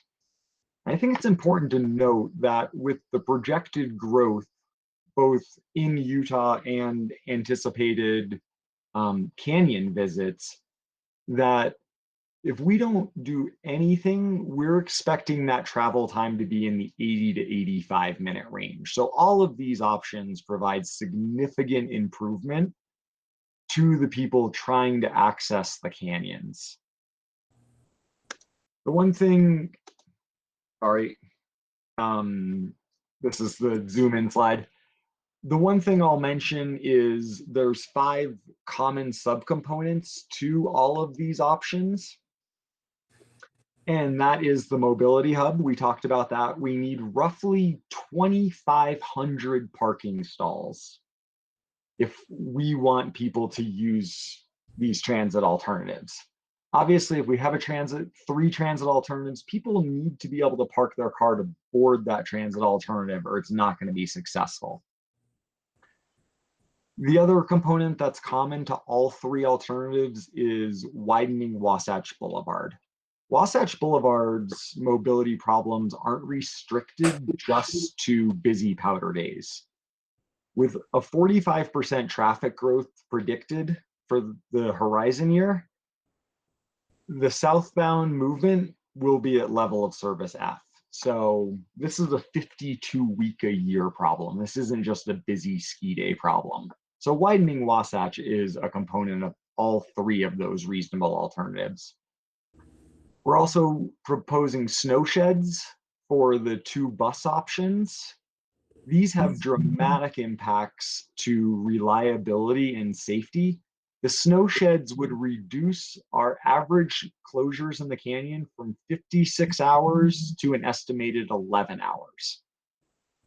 That's almost 2 days fewer closures in the canyons, and that's a significant improvement to that reliability factor.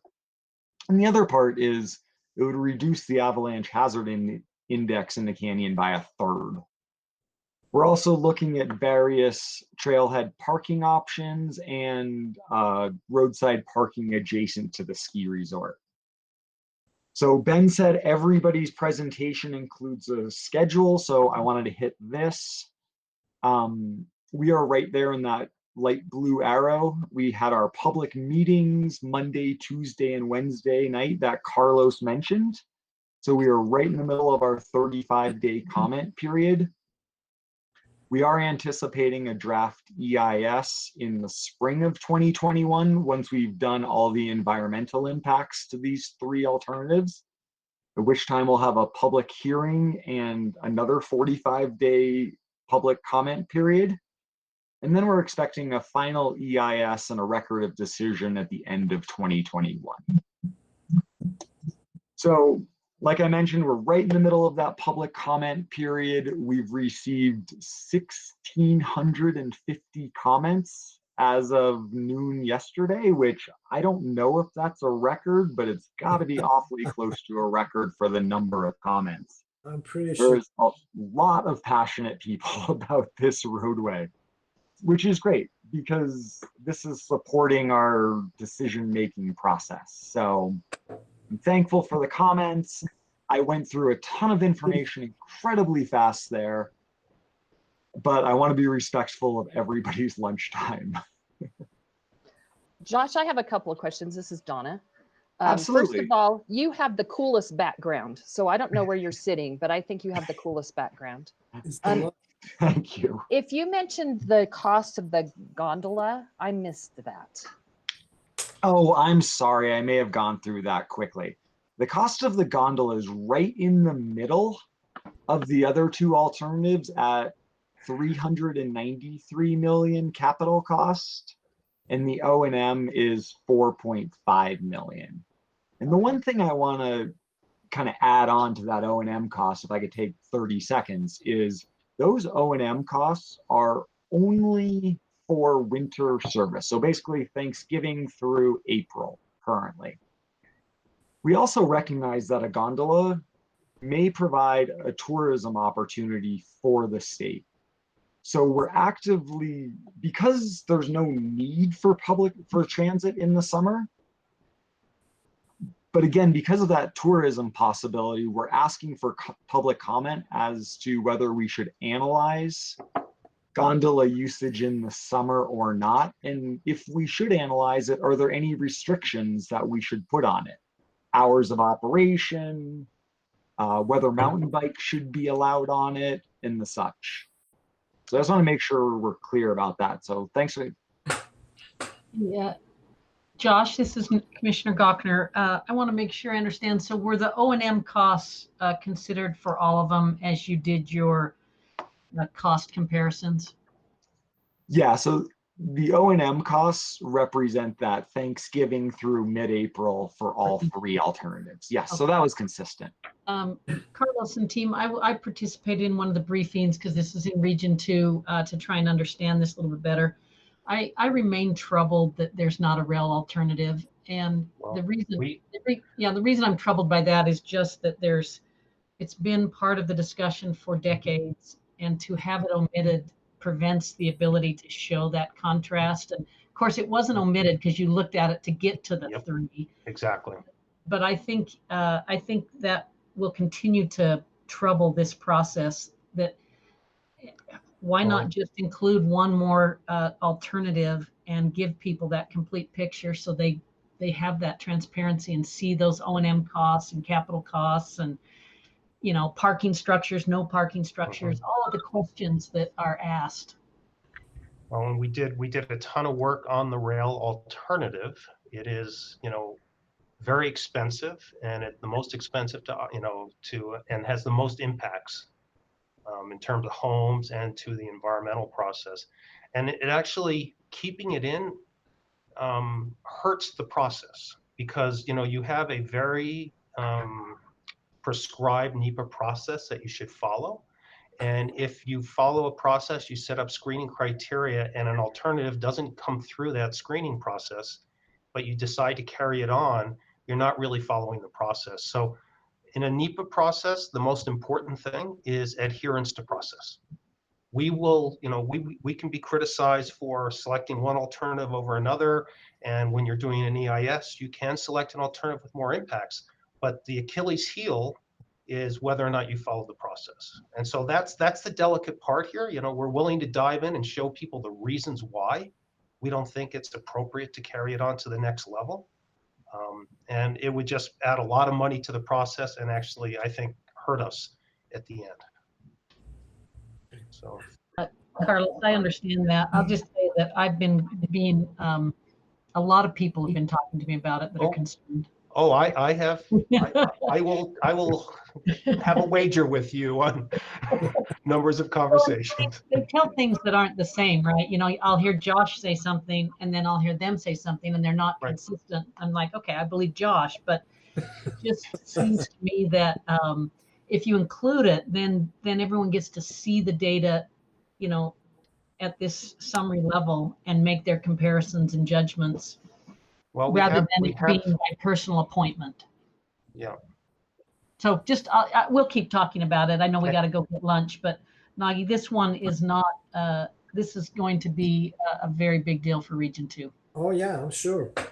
And I do have my questions too, Josh, if you don't mind asking. It's a very big deal. Absolutely, sir. So, do you have a space and property big enough to accommodate 2,500 parking structure? So the gravel pit is our primary location, mainly because there is space there to accommodate that many stalls. And it's also just a fabulous location. It moves the traffic far enough back that during avalanche closures, we're not plugging things up. So that is our primary location. And when you combine that with the existing UTA park and ride, we do have enough space. Okay. And then what kind of buses you have on the estimate? Is electric buses, diesel, gas, what? So we're currently planning on using the same 42 passenger ski buses that are in service today under the existing ski routes. Honestly, they're the only technology we have that's capable of navigating those grades with the recharge station. The electric buses, because of running the heater and the battery capacity, don't work well on that loop. Now, that may change in the future, but currently the only technology that works is diesel powered buses. And the one that how many passengers those gondolas will carry every so often? So these are bigger than many of the gondolas you may be used to seeing. Each cabin would hold 35 people. Okay. 24 seated, 11 standing, and we're anticipating that a cabin would arrive every 2 minutes, but that could be a higher capacity also. Okay. Thank you.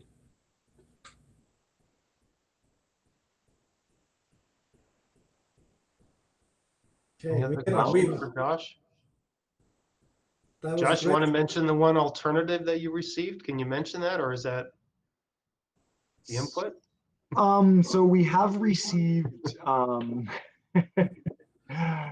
one alternative, because of course that's the purpose of the comment period, is for the public to alert us if there's an alternative we just plainly missed.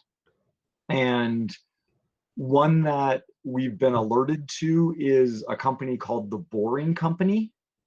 It's a subsidiary of Tesla, as is SpaceX, and they are actually going to open a tunnel. It's a 13-foot diameter tunnel in Las Vegas that they run 16-person shuttles through. And these are based on Tesla Model 3 vehicles, and they run at incredibly high rates of speed. And because they're underground, they're not susceptible to avalanche, snowfall rates, and they actually have likely lower environmental impacts, possibly with the exception of groundwater. But again, because of the NEPA process, we need to look at this in more depth. Because again, when somebody suggests a reasonable alternative or any alternative, you have to measure it against your purpose and need and do some more investigation. So that came up in the first part of our comment period. And honestly, if it works, it would be a great option. So we need to do some more investigation into it. How long would that tunnel be? That is a great question. One option, as we all know, the straightest path between 2 points is a straight line. But that would involve going under wilderness. And we don't know what that means yet. And 11,000-foot mountains. Yes. Literally, you could be 6,000 feet underground. So we don't know how that works for ventilation, emergency egress, mineral rights, and whether they can just get through pure granite, to be honest. The other option would be to essentially follow Wasatch Boulevard to the south and then make a left turn up the canyon, which would make it a 12-mile alignment rather than a straight shot, which is about an 8.5-mile alignment. Not for the claustrophobic. How long would it take for you to go from the mobility hub to the resort with the tunnel option?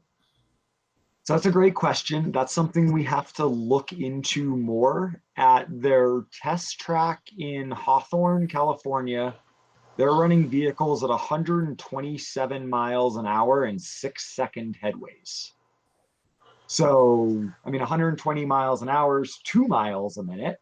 So at 12 miles, that would be a 6-minute travel time. Now, we think that's probably unrealistic when you consider the grades associated with going up the canyon. But if you had a straight shot, you could drive a normal vehicle today probably at 60 miles an hour without the curves and especially snowfall, right? So safely say 60 miles an hour, that turns it only to a 12-minute drive, maybe 13 with getting up to speed and decelerating. So a lot more to come on this. Yes. And we need to see if the company's even interested and they think it's feasible. I mean, they've expressed initial interest, but they haven't done any real feasibility. I think the going through granite is a significant concern. Yep. So, any other questions, or is everybody hungry? My comment would be that a tunnel, anything is possible if you have enough money. That is absolutely true. And that's one of the things that we need to investigate. But because they're boring a significantly smaller tunnel, they're removing significantly less material, and that drives the costs down. So a standard rail tunnel is approximately 50 feet in diameter, and these tunnels are more in the 13-foot range. So literally, basically a quarter of the cross section, a third to a quarter of that cross-sectional area, which saves a lot of money. And Then you'll yes, have to you have have to figure out how much they cost. have to have your ventilation system and emergencies. Yep. It's a yes. It'd be interesting to see the price on that. I am also very interested. Thank you, Josh. Thank you. We'll ask Josh back as we hit different milestones here and let you guys know how this is going. But this is, I think this is going to stay front page for quite a while. Yes. I have nothing else, Nagi, unless there's questions about tomorrow's meeting. Well, we start 8:30, Lou. 8:30 tomorrow, not 9. 8:30. He's ready for bed now. Yeah, that's right. Hey, I can't wait for tomorrow. Looking forward to it. It's always a highlight. So thank you for letting us be part of it. Everyone, if you can join us like 10 minutes early. So if you have any problem joining in or problems, at least call one of us. But we shall see you tomorrow, 8:30. Nagi, Thank you for all. Yes, go ahead. You want to mention just how you might want to do the vote tomorrow? Yes. In the last voting that we had, all in favor, we didn't ask for all in favor, just simply asked for nay vote. My apology to every one of you. That kind of was not my intent. I just want to give you the little bit of a quick meeting time so you can go home between families. Tomorrow we'll just go back to normal of the all in favor, say aye. We don't have to do the roll call. So we will hear the ayes and then we'll ask for the nays and you will be done. That will be only change in the format. Okay? Otherwise, see you tomorrow. Thank you very much with all the presenters. Thank you, Carlos, for the leadership. Thank you, everyone. Thanks, Nagi. Have a wonderful afternoon. Thank you. Stay warm down in St. George. Stay warm now. It's nice, cool, 103. Yeah, okay. All right. See you tomorrow. Bye, everyone. So long, everyone. Thank you. Bye-bye.